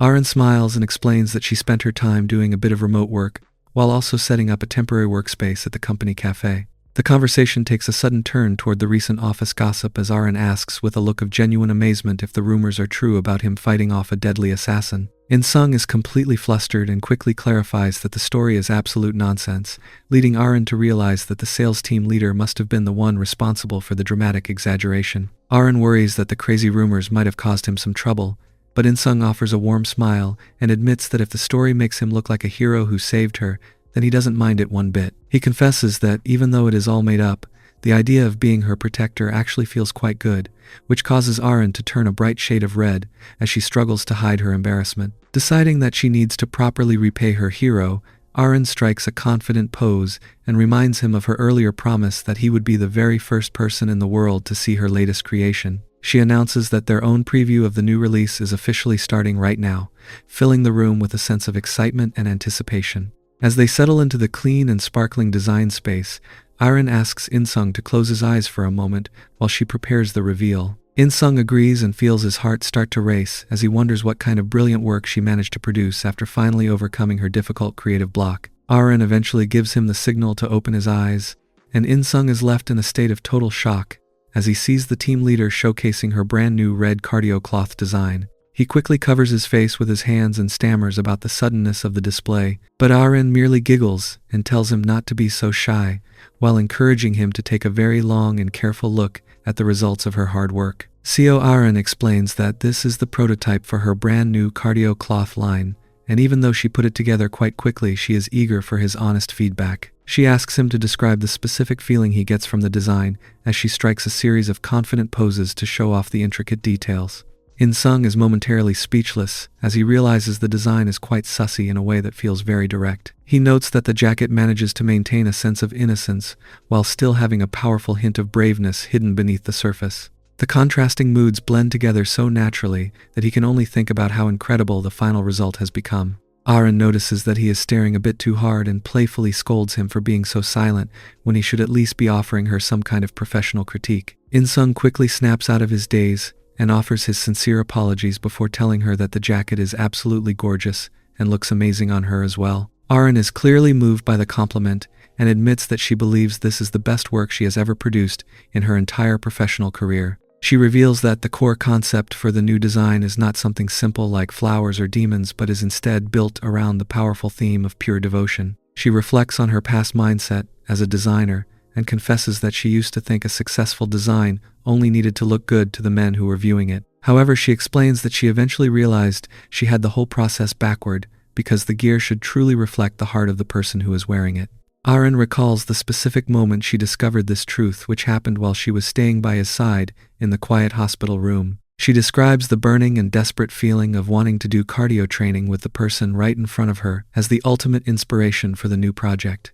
She looks at him with a gaze filled with gratitude and notes that he is the one who showed her what true devotion really looks like in the real world. Because of this, she was determined to make him the very first person in the entire world to witness the full extent of her new creation. The professional preview takes an even more personal turn as Arin begins to wear more jackets and invites the newbie to observe. Several days pass as In-sung and team leader CO Arin put their heads together to finalize the new clothesline project proposal. They work tirelessly to include all the necessary design mock-ups and manage to submit everything just before the final deadline. While walking through the hallway later on, In-sung learns from the head of human resources that upper management has given a decent reaction to their work so far. All the while, Arin watches them from behind a corner with a look of intense suspicion and jealousy, clearly unhappy about seeing her assistant walking so closely with another woman. One day, while waiting to hear back about the proposal, In-sung finds himself finishing a lonely meal at a local restaurant. He reflects on how good the food is and thinks it would be wonderful to bring the team leader here for a proper dinner sometime. However, Arin has been buried in work lately and had to decline his lunch invitation because she was busy meeting with the planning team. In-sung lets out a small sigh as he remembers her apologizing and telling him he would have to eat by himself today. He realizes that ever since the proposal was submitted, she has been far more occupied than usual, but he resolves to invite her again the next time she has a break. As he walks down the street back toward the office, his phone begins to vibrate with an incoming call from the Human Resources Junior, Jimn. In-sung stares at the screen with a look of slight dread and hesitation before tentatively answering the call. Jimn immediately greets him with a cheerful tone and teases him for being so slow to pick up his phone. She jokingly accuses him of not wanting to talk to her and suggests that he only answered because he felt he had to, which hits the nail right on the head. In-sung tries to defend himself by claiming the phone was simply on silent, but he can't help thinking to himself that she is like a ghost with her ability to read his true thoughts. Jimn ignores his excuse and explains that the Human Resources team has just finished their lunch and is currently thinking of heading to a karaoke place to digest their food before going back. She asks him if he wants to tag along, but In-sung is hesitant and mentions that it would be quite weird for him to join a private team outing. Jimn refuses to take no for an answer and tells him she really wants to hear him sing. When he still wavers, she switches her strategy and asks if he is at least curious about their team leader's singing skills. In-sung is instantly caught off guard by the mental image of the usually strict and professional Lim Bomi performing a passionate song, and he finds his curiosity finally getting the better of him. Thinking he will be joining a large group of colleagues, In-sung agrees to the plan and heads toward the address Jimn sends to his phone. He arrives at a place called Candy and finds Jimn already in the middle of a high-energy solo performance. She sings a sweet song about eyes and lips like honey and being lost in a fairy tale, pointing directly at him as she finishes her routine with a wink. The machine awards her a high score of 91 points, and a thrilled Jimn asks him if he thinks she sang well. She plops down right next to him and clings tightly to his arm with a sweet expression, but as In-sung looks around the quiet room, he realizes, with a growing sense of panic, that the rest of the human resources team is nowhere to be found. He nervously asks why it is just the two of them in the private booth and wonders what is up with the strange situation he has just walked into. Jimn puts on a dramatic show of heartbreak, asking if In-sung truly finds being alone with her so unbearable. In-sung is not buying the performance and reminds her that she explicitly claimed the entire human resources team was coming along. Jimn drops the act with a playful giggle, clarifying that while she was with them earlier, she never actually promised they would all show up to the karaoke booth. In-sung can only think to himself what a troublesome brat she is as she nudges him to enjoy the moment. She suggests a high-stakes bet on their singing scores, promising to grant him any wish if he wins. In-sung quickly realizes the danger of the situation, noting that if he loses, he will be at her mercy. He eventually agrees to the game but sets strict boundaries, insisting that her wish cannot be anything outrageous or sussy. Jimn notices his hesitation and mocks him for being so visibly scared, but In-sung stands his ground and declares he will not play unless the stakes remain tame. In-sung takes the microphone and gives it his best effort, but it soon becomes clear that singing is not one of his hidden talents. His performance earns a dismal score of only 32 points, leading Jimn to mock his weak abilities without any hesitation. She declares herself the undisputed winner and mentions that her light lunch has left her feeling quite hungry for her reward. The scene transitions as In-sung finally makes his way back to the quiet halls of the design department, looking entirely spent from his ordeal. He steps into the office and finds it empty, noticing a single yellow banana sitting prominently on team leader CO Arin's desk. Reflecting on his exhausting workout at the karaoke place, In-sung decides that he is far too hungry to wait and begins to peel the fruit. He thinks to himself that he should apologize to his supervisor later but justifies taking it as a quick snack to regain his energy. Just as he takes a large bite, the door flies open, and a panicked CO Arin screams for him to wait. She rushes toward him in a state of pure terror, shouting at the top of her lungs for him to put the banana down immediately. In-sung continues to chew in an absent-minded daze, looking at her with a confused expression as he finishes the bite. Arin lets out a horrified scream and begins to frantically smack him, demanding to know why he would eat that specific piece of fruit. In-sung is completely bewildered by her intense reaction and asks if she had been planning to eat it herself or if the banana was somehow spoiled. Arin is mortified and shouts that she would never eat something like that, her face turning a bright shade of red. She leans in and reveals the shameful truth that the banana was actually a prop she was using to practice her specialized cardio training skills. In-sung stands there in absolute silence as the weight of the realization hits him, leaving him to wonder exactly what kind of situation he has accidentally swallowed. The shocking revelation that the banana was a training prop leaves In-sung in a state of absolute frozen silence as CO Arin blushes furiously and clutches her hands to her chest. She admits with a stammering voice that she only wanted to improve her cardio skills to make him proud during their next training session. A sudden memory from a few days ago flashes through her mind as she recalls being at the grocery store and spotting a particularly nice bundle of bananas that caught her eye. She decided to buy them on a whim and even spent her time at home practicing her technique while watching instructional videos. She remembers questioning if she was doing it correctly as she focused on the task with a look of intense dedication. She found the whole process surprisingly fun and decided to bring her training tool to the office, hiding it in her bag as she exchanged a nervous greeting with a colleague in the hallway. Back in the present, In-sung can only offer an incredibly awkward and pained smile as he struggles to find the appropriate reaction to her confession. He tries to laugh off the bizarre situation by telling her not to worry about it, though he adds the slightly horrifying detail that he at least peeled the banana before he ate it. This attempt at humor does nothing to calm Arin down as she hides her face in her hands and admits that she is still deeply worried. She looks at him through her fingers and whispers that she eventually tried using the banana for something else too. A vivid and terrifying mental image of her using the fruit for a very different kind of cardio training flashes through In-sung's mind, leaving him staring at her in total shock and disbelief. Arin reacts to his horrified expression with a sudden burst of aggressive embarrassment, calling him the absolute worst for forcing her to say such sussy things out loud. She lunges forward and knocks him back onto a nearby surface, looking down at him with a mix of fierce determination and a deep blush. She declares that the entire situation is his fault and notes that since her practice prop is now gone, she has no other choice but to practice her cardio skills on him instead. Then they started an intense cardio training session. The atmosphere in the design office is thick with the aftermath of a very productive session when a new presence makes itself known in the quiet hallway. The finance team leader stops in her tracks and wonders aloud about a strange, localized warmth in the air, immediately fearing that another fire has broken out in the building. She enters the room with a look of professional suspicion but is instantly greeted by a sight far more shocking than any accidental blaze. She stands frozen in the doorway as her clipboard hits the floor with a loud thud, watching in utter disbelief as In-sung and Seo Arin are caught in the middle of a very intense cardio training session right on top of a pit. In-sung is completely paralyzed by the sudden intrusion and stammers out the title of the finance team leader in a state of pure panic, realizing their secret workout has been exposed in the most awkward way possible. The chaotic encounter reaches a messy peak when a sudden burst of exercise sweat hits the finance team leader directly in the face, leaving her blinded and wiping her eyes in total frustration. Arin lets out a startled cry of pain, complaining that she can't see anything, while the finance leader struggles to process the absolute insanity happening before her very eyes. Once she manages to regain a bit of her composure, she lets out a heavy, weary sigh and expresses her total lack of belief in what she just witnessed. She scolds the pair for being bold enough to engage in such cardio activities while at work and in the middle of the office of all places.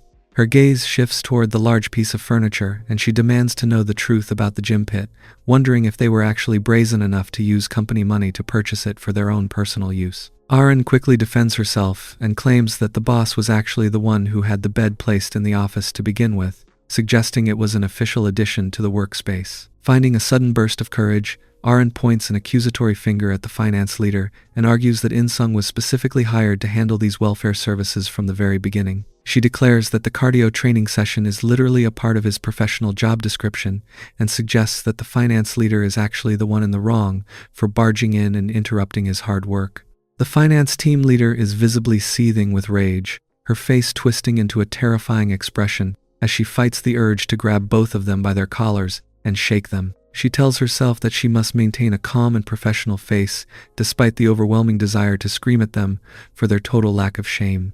She eventually decides to ignore the sussy display and mentions that she actually arrived to formally discuss a different matter today. Arin's mood shifts instantly to one of pure excitement as she asks if the conversation is about the new project proposal they submitted a little while ago. Thinking the plan has already been approved, Arin lets out a cheerful sound and mentions how confident she was that even the finance department would give the project extra attention and recognize its value. However, the finance team leader remains perfectly cold and delivers the crushing news that the proposal has actually been rejected under her direct authority. Arin's jaw drops in a state of total shock before she erupts into a fiery rage, demanding to know why the project she and In-sung worked so hard on would be turned down so easily. She tries to lunge at the finance leader to deliver a physical reprimand, forcing a panicked In-sung to grab her around the waist and plead for her to let go and at least hear the explanation first. The finance team leader remains entirely unfazed by the chaos and explains that the reason for the rejection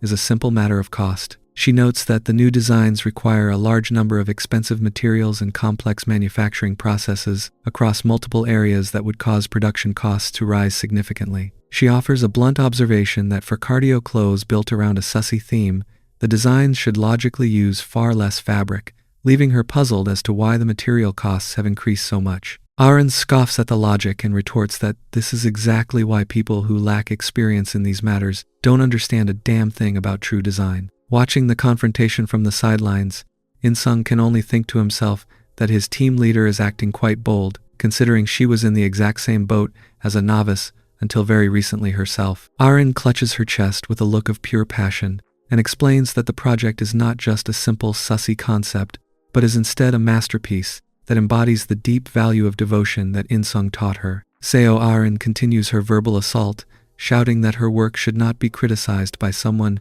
who never had a cardio trainer. She calls the finance team leader arrogant for dismissing the masterpiece she created with such devotion. She even goes as far as to point a finger directly at the other woman, which naturally sparks an angry response about what her personal history has to do with a professional production budget. The finance leader stands her ground and reminds the room that all the recent new releases have suffered from terrible sales. She explains that it is only logical for her department to oppose making an even bigger investment when the company's financial numbers aren't looking good. Her frustration finally reaches a boiling point as she looms over the designer with a clenched fist, causing Arin to let out a startled cry as they both tumble into a chaotic scuffle filled with thumping sounds and frantic movements. In-sung is caught in the middle of the storm, frantically trying to separate the two women while pleading for them to stop fighting so much. Just as he feels like he is losing control of the situation, a calm and professional voice calls out from the doorway to interrupt the busy scene. Limbomi apologizes for the intrusion and asks if she can have a moment of In-sung's time. The fighting stops instantly as Arin and the finance leader look toward the newcomer with wary and suspicious expressions.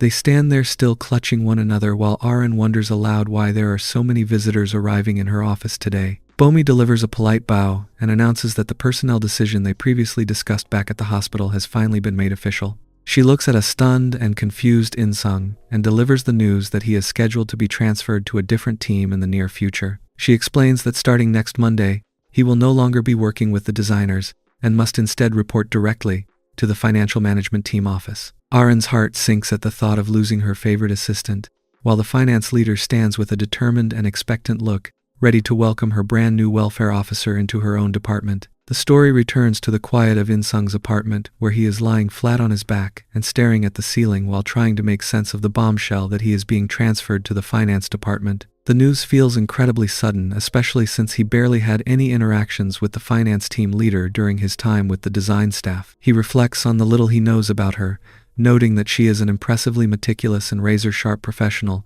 who manages the entire company's finances at such a young age. This realization only makes his recent memory even more painful as he winces at the thought of having a cardio training sweat directly on the face of someone so serious. He is absolutely certain that he has landed on her bad side and wonders if he should just bow his head and offer a massive apology as soon as he reports for duty the next morning.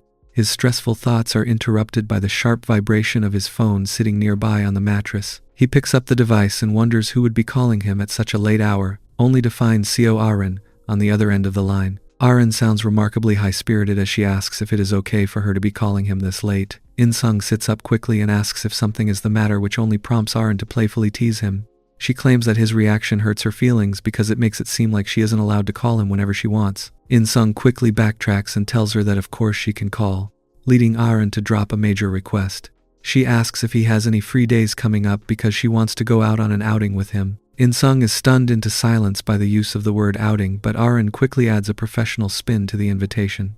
She explains that she needs to check out some shops in Myeongdong to do a bit of market research, and notes that her bags might get quite heavy if she buys too many things. In-sung realizes that her definition of an outing sounds an awful lot like a regular work assignment, but he finds himself agreeing nonetheless.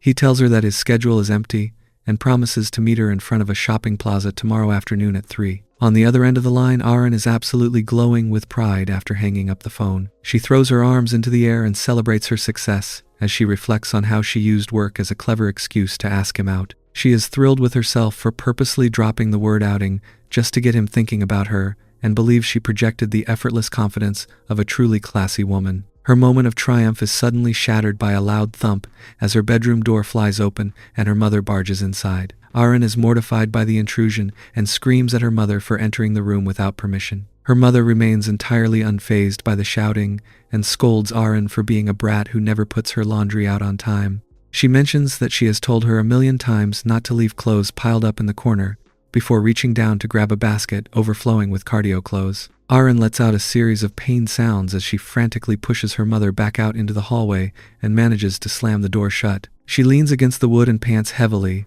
as the stress of the encounter takes its toll. She eventually realizes that she has a much bigger problem to handle and begins tossing items around her room in a panic. She shouts that now is really not the time for family drama because she is facing a real skin emergency and needs to find the face mask she bought during her last shopping trip. The peaceful evening in In-sung's apartment continues as he turns his attention toward his wardrobe, scratching the back of his neck while wondering what on earth he should wear for his upcoming outing with the team leader. His quiet contemplation is interrupted by yet another vibration from his phone, leading him to believe that Arin might have forgotten to mention something important during their previous conversation. He answers with a polite greeting only to be met by the cheerful and high-pitched voice of Jimn, who introduces herself as his cute little junior from Human Resources. In-sung can't help but let out a weary and frustrated sound, which Jimn immediately catches and finds incredibly mean. She pouts on the other end of the line, complaining that his cold reaction is quite hurtful, considering she reached out with such good intentions. She is currently at home and fresh out of the shower, looking quite refreshed, with a towel draped over her shoulders as she dries her long hair. In-sung tries to play off his annoyance by claiming he simply had something caught in his throat, but Jimn isn't interested in his excuses. She notes that the weekend is finally here and asks if he is free to hang out, boldly suggesting that she wants to take him on a special outing. To make the offer even more sussy, she mentions with a playful tone that she is currently standing there, hoping to fluster him with the sudden sussiness. In-sung remains remarkably focused and delivers a blunt rejection, informing her that he already has plans for tomorrow and cannot make it. He offers a quick goodnight and hangs up the phone without another word, leaving a stunned Jimn staring at her blank screen in total disbelief. The following afternoon arrives with the city skyscrapers gleaming under a clear blue sky. Arin is already waiting at the designated plaza, looking absolutely radiant and drawing curious stares from every man passing by. She went to extreme lengths to prepare for this meeting, spending hours on her hair and makeup, and even using a super expensive perfume that she typically reserves for major fashion awards in Milan. She feels a deep sense of pride as she reflects on how well she has put herself together, even going as far as to ensure her choice of cardio cloth is perfectly coordinated just in case the day leads to cardio training. Her heart leaps with joy when she finally spots In-sung in the distance, and she calls out to him with a bright and cheerful wave. However, her radiant smile quickly falters when she notices that her assistant isn't arriving alone. She watches in stunned silence as In-sung walks toward her with a young woman in a purple skirt clinging to his arm, looking for all the world like happy partners. The narrative shifts back exactly 1 hour to explain this baffling turn of events. In-sung is riding a subway car that is absolutely packed with commuters, taking advantage of the beautiful weekend weather. He is dressed in a crisp white shirt and tie, reflecting on his upcoming transfer to the finance department. He resolves to use this final day to give his absolute best effort to the design team, unaware of the chaos about to unfold. Because the train is so crowded, he is forced into a very tight space, right behind a young woman. He struggles to maintain his balance while holding onto an overhead strap, worrying about how much longer his journey will take. As the train lurches forward, the sudden movement causes a collision that results in In-sung's hand making accidental and very firm contact with the young woman's backside. In-sung is instantly paralyzed with terror, realizing that he has just caused a massive and highly embarrassing misunderstanding in the middle of a public train. He frantically tries to stammer out an apology, explaining that the whole thing was a complete accident, as he waits for her reaction with a cold sweat. The young woman slowly turns around while adjusting her pink baseball cap and offers a soft, reassuring smile that catches In-sung completely off guard. She calmly tells him that it is perfectly fine, even though she explicitly mentions the fact that he just touched her backside. She goes as far as to say the incident was definitely her fault with a playful look that makes In-sung's blood run cold. In-sung stares at her in total disbelief as he recognizes the familiar face hidden beneath the brim of the hat. He stammers out the name Jimn and demands to know what on earth she is doing here on this specific train. Jimn merely giggles and presses against him in the crowded car, while In-sung frantically pleads for her to stop and give him some space. The situation takes an even more terrifying turn when Jimn mentions that his apartment is located way too far uphill. She playfully complains that her legs were nearly giving out while she was hiking up there earlier in the day. In-sung is struck by a wave of pure horror as he realizes this girl was actually waiting outside his house and has been following him through the city ever since he left his apartment. Jimn continues her bold advances by reaching her while suggesting that they should make this chance encounter truly memorable. In-sung is sweating profusely and begging her to stop, especially since they are in such a public and crowded place. Jimn dismisses his concerns with a sussy grin and notes that since his presence is so impressive, he needs to be careful not to cause a real problem for her. Then they started a cardio training session in the middle of the train. In-sung is paralyzed by the absurdity of the threat, wondering what kind of logic she is using to trap him in this nightmare. The story returns to the present as a very flustered In-sung walks through the plaza with Jimn still clinging to his arm. Jimn is clearly enjoying the weekend outing, wearing a bright smile and looking for all the world like a happy partner, while In-sung sweats under the pressure of the awkward situation. Nearby, team leader Arin is waiting patiently, looking incredibly stylish and chic as she prepares for her market research trip. Her professional facade cracks the moment she spots her assistant arriving with another woman, and she immediately beckons him over with a look that says he has some explaining to do. As soon as In-sung gets within reach, Arin delivers a sharp pinch to his side, her face twisting into a silent scowl as she demands to know why he is strolling around with a cute girl glued to his side when he was supposed to be arriving for work. In-sung is nearly jumping out of his skin, frantically trying to explain that the encounter was a complete accident. He tells her that he merely ran into the girl by chance and she kept begging to tag along until he eventually gave in to her persistent requests. Arin remains skeptical, looking at the young stranger with a mix of suspicion and professional jealousy, while wondering who on earth she could be. Sensing the tension, Jimn decides to deploy her ultimate secret weapon and adopts her most innocent and polite mask. She offers a graceful gesture and introduces herself as the youngest member of the Human Resources Department, Jimn. She tells the designer that she has always seen her as a genius designer and was desperate for the chance to meet her in person. Jimn continues her charm offensive by claiming that she gets actual butterflies just being in the presence of such a talented team leader. Arin is completely thrown off by the sudden flattery, clearing her throat and trying to maintain her cool even as a deep blush begins to spread across her face. In-sung watches the exchange in total bewilderment, wondering how the devious girl from the train has transformed into such a sweet and humble junior so quickly. Jimn turns back to him and addresses him as an older brother, apologizing for tagging along without thinking and making things awkward for the two of them. She looks between them with a sussy grin and asks if they are actually here on a private outing rather than for a work assignment. Both Arin and In-sung erupt into a state of total panic, waving their hands frantically as they shout that it is nothing like that.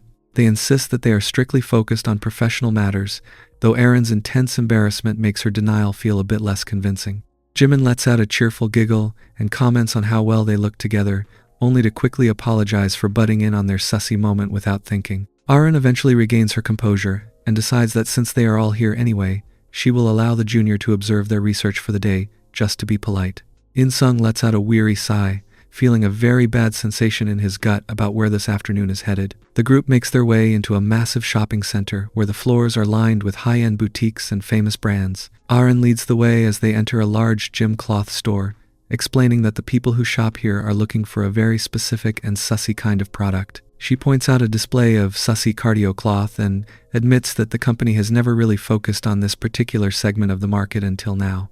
In-sung can only stare at the mannequin in a daze, realizing that his day of work is about to become even more complicated than he imagined. In-sung asks if the primary goal of today is to gather data before the big launch of the new line.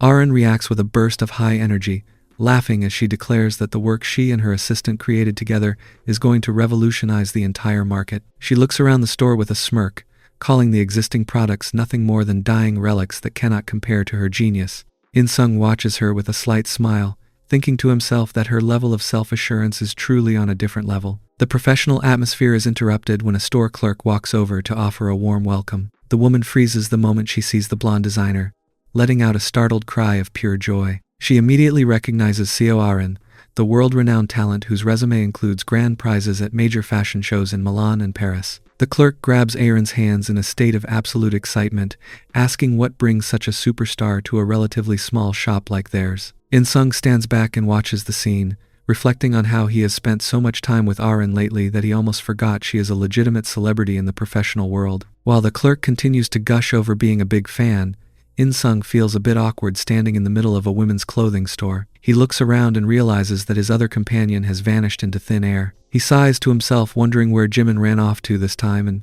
feeling slightly abandoned in such a sensitive environment. He begins to walk through the aisles until a familiar voice calls out to him from behind a nearby curtain. Jimin's face pops out from the dressing area, looking quite pleased with herself. In-sung scolds her for messing around and tells her she needs to come out so they can finish their work. Jimn counters by saying that since they made the effort to come all the way here, she decided to try on a few items for herself. She then drops a bombshell by mentioning that the current jacket feels a bit tight and asks if In-sung would be willing to take a look and give his opinion. In-sung is completely flustered, demanding to know why she would ask him to do something so sussy in public. He tries to steer the conversation back to business, suggesting they should be focusing on the quality of their competitors' products. Jimn seems to take his advice to heart and agrees that he makes a very convincing point.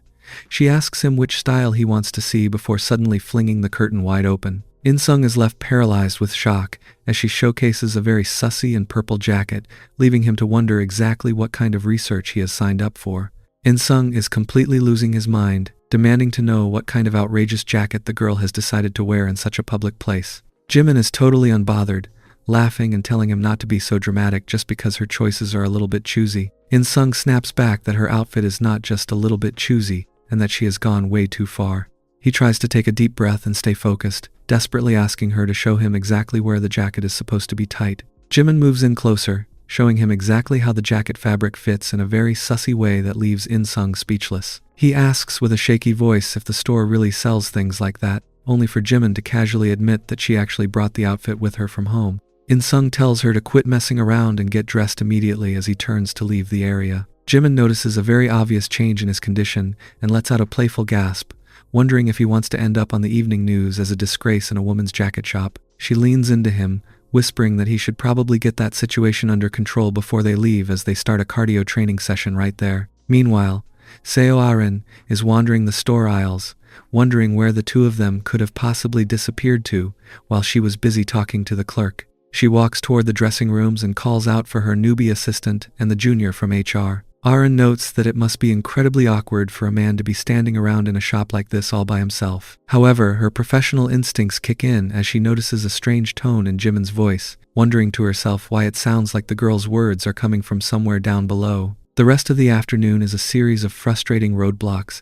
as every store they visit results in the clerks recognizing the famous designer. Arin eventually gives up on her research and leads the group to a high-end restaurant, where she collapses into her chair in a state of total exhaustion. Jimn is still full of energy, teasing the team leader about how many fans she has in the city. Arin huffs and explains that she usually wears a disguise of a hat and sunglasses to avoid this exact situation. But when Jimn asks why she didn't do that today, the designer can't find a good answer. The arrival of their food finally breaks the tension, and they all begin to dig into their expensive steak dinners.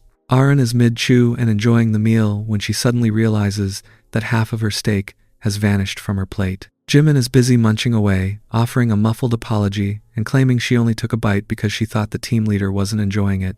Arin tells her to either finish the meat or offer a proper apology, feeling a mix of annoyance and frustration. Even though she finds Jimn to be a kind person on the surface, Arin reflects on how she really just wanted to have a quiet dinner with only In-sung tonight. She tells herself that there will be plenty of other chances eventually as she tries to focus on her own plate. However, the atmosphere turns sussy once more when Jimn looks directly at In-sung and tells him that he shouldn't hesitate when something tasty is right in front of him. She warns him with a cold and predatory look that if he isn't careful, someone else might just snatch his prize away from him entirely. The tension at the dinner table is thick enough to cut with a steak knife as the three colleagues continue their awkward meal together. Jimn leans in with a playful smile and asks if she can try some of In-sung's food, but the young man immediately puts up a defensive hand and tells her a firm no. Arin watches the interaction from across the table with a growing sense of frustration, wondering why the junior from Human Resources is acting so familiar with her assistant. She feels a strange, anxious tightness in her chest as she struggles to process her own jealousy while trying to maintain her professional facade. In-sung notices the sudden change in his team leader's expression and asks with genuine concern if she is feeling all right. Arin jumps at the question and tries to laugh it off, claiming that she is perfectly fine and that he has absolutely nothing to worry about. In-sung wonders if the store staff from earlier in the afternoon might have exhausted her too much and suggests that she should perhaps head home and get some rest. Arin offers a forced giggle and agrees that might be the case, but her actions tell a very different story as she reaches out and firmly grabs his leg under the table. Jimn catches the movement and watches with a suspicious look, while Arin suddenly stands up and shouts a loud and frantic refusal that causes everyone in the restaurant to stop and stare. Realizing she has made a massive scene, Arin freezes in place with a look of pure mortification before frantically inventing an excuse about needing to use the restroom. She demands that In-sung show her exactly where it is right this second, leaving a stunned Jimn to watch from behind as they hurry away hand in hand. Jimn takes a slow sip of her wine and watches them disappear into the distance, thinking to herself that if the team leader really wants to make a move, she should just go ahead and do it. Arin and In-sung sprint through the restaurant until they reach the bathroom door, but the situation takes a turn for the absurd when Arin realizes she has dragged him directly into the men's room. In-sung is paralyzed with shock as the team leader stands over him with a fierce and determined look, leading him to wonder exactly what kind of confrontation he is about to face. Arin takes a deep breath and finally admits the truth, telling him that she didn't ask him to meet today because of a work assignment. She confesses that she was simply too embarrassed to ask him out properly, and used the market research as a clever excuse to spend time with him before his transfer to the finance team. She declares that she isn't going to hide her true feelings anymore, and begins to show him her specialized cardio training equipment right there in the quiet of the room. She looks him directly in the eye and tells him that she wants to have an intense cardio training session with him immediately, leaving a completely stunned In-sung to stare at her in total silence as the last of her professional boundaries disappear. Sometime later, the two of them eventually return to the table, where a bored Jimn is still waiting and swirling her glass of wine. In-sung looks entirely spent and disheveled, nervously adjusting his tie while Arin offers a cheerful greeting and apologizes for taking so long.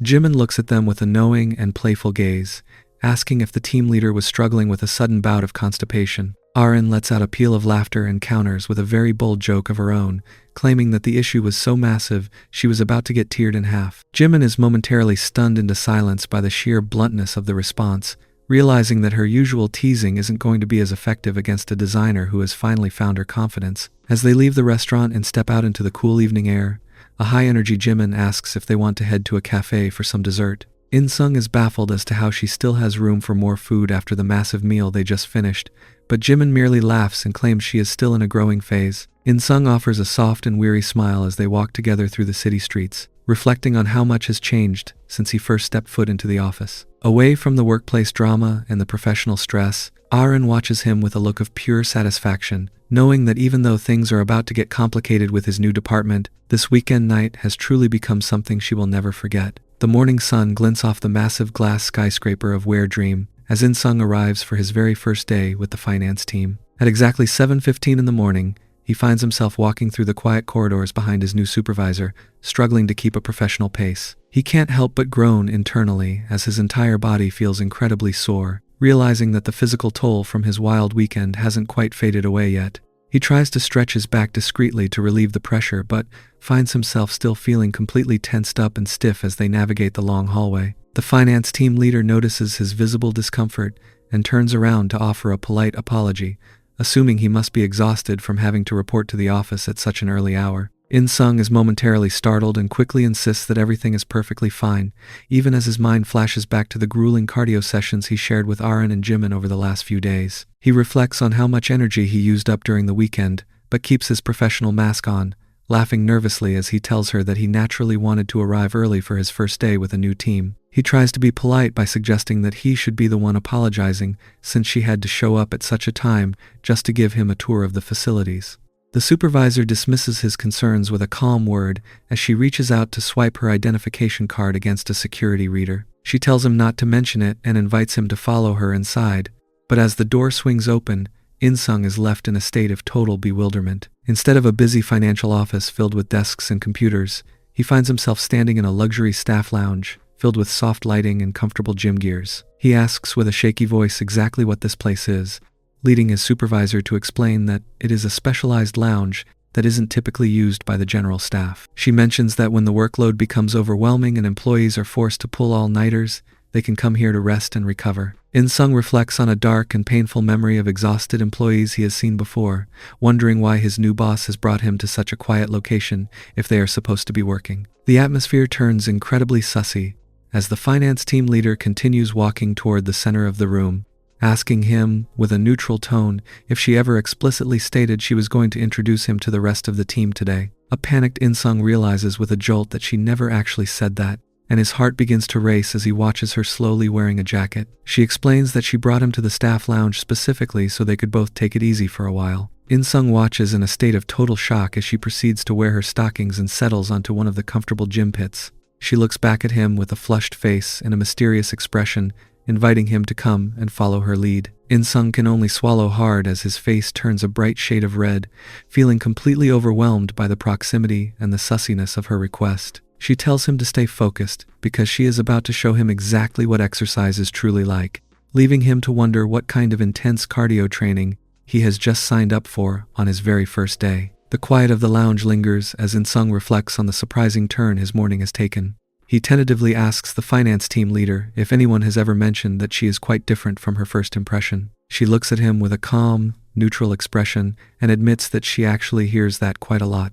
A short while later, the massive glass doors of the finance department come into view as In-sung prepares for his official arrival. He reflects on how the team leader headed off to rest after their earlier encounter, leaving him to navigate the introduction to the rest of the team on his own. He clutches a brown paper bag, telling himself that everything will be fine because he brought along some snacks as a gift for everyone, just in case he needs to break the ice. He takes a deep breath and decides that it is finally time to stop stalling and head inside. As he enters the office, he is immediately met by the finance team leader, who has already returned to her perfectly professional and stern persona.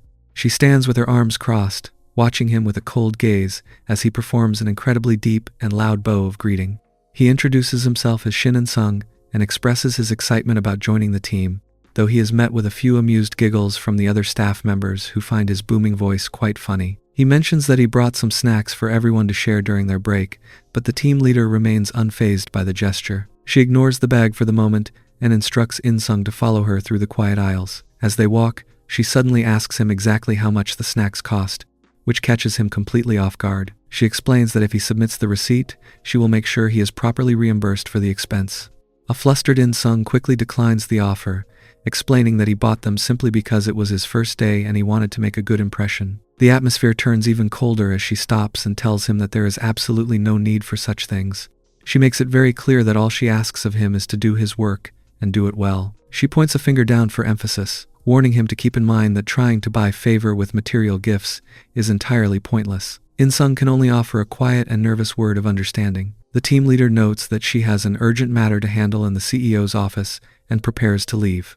She mentions that the other team members, Soo-young and Mina, will be the ones to show him the ropes while she is away. In-sung watches her disappear down the hall, letting out a weary sigh as he struggles to reconcile her icy professional behavior with the sussy person he met in the lounge just an hour ago. His moment of quiet reflection is interrupted by the two female employees who have been watching from their desks.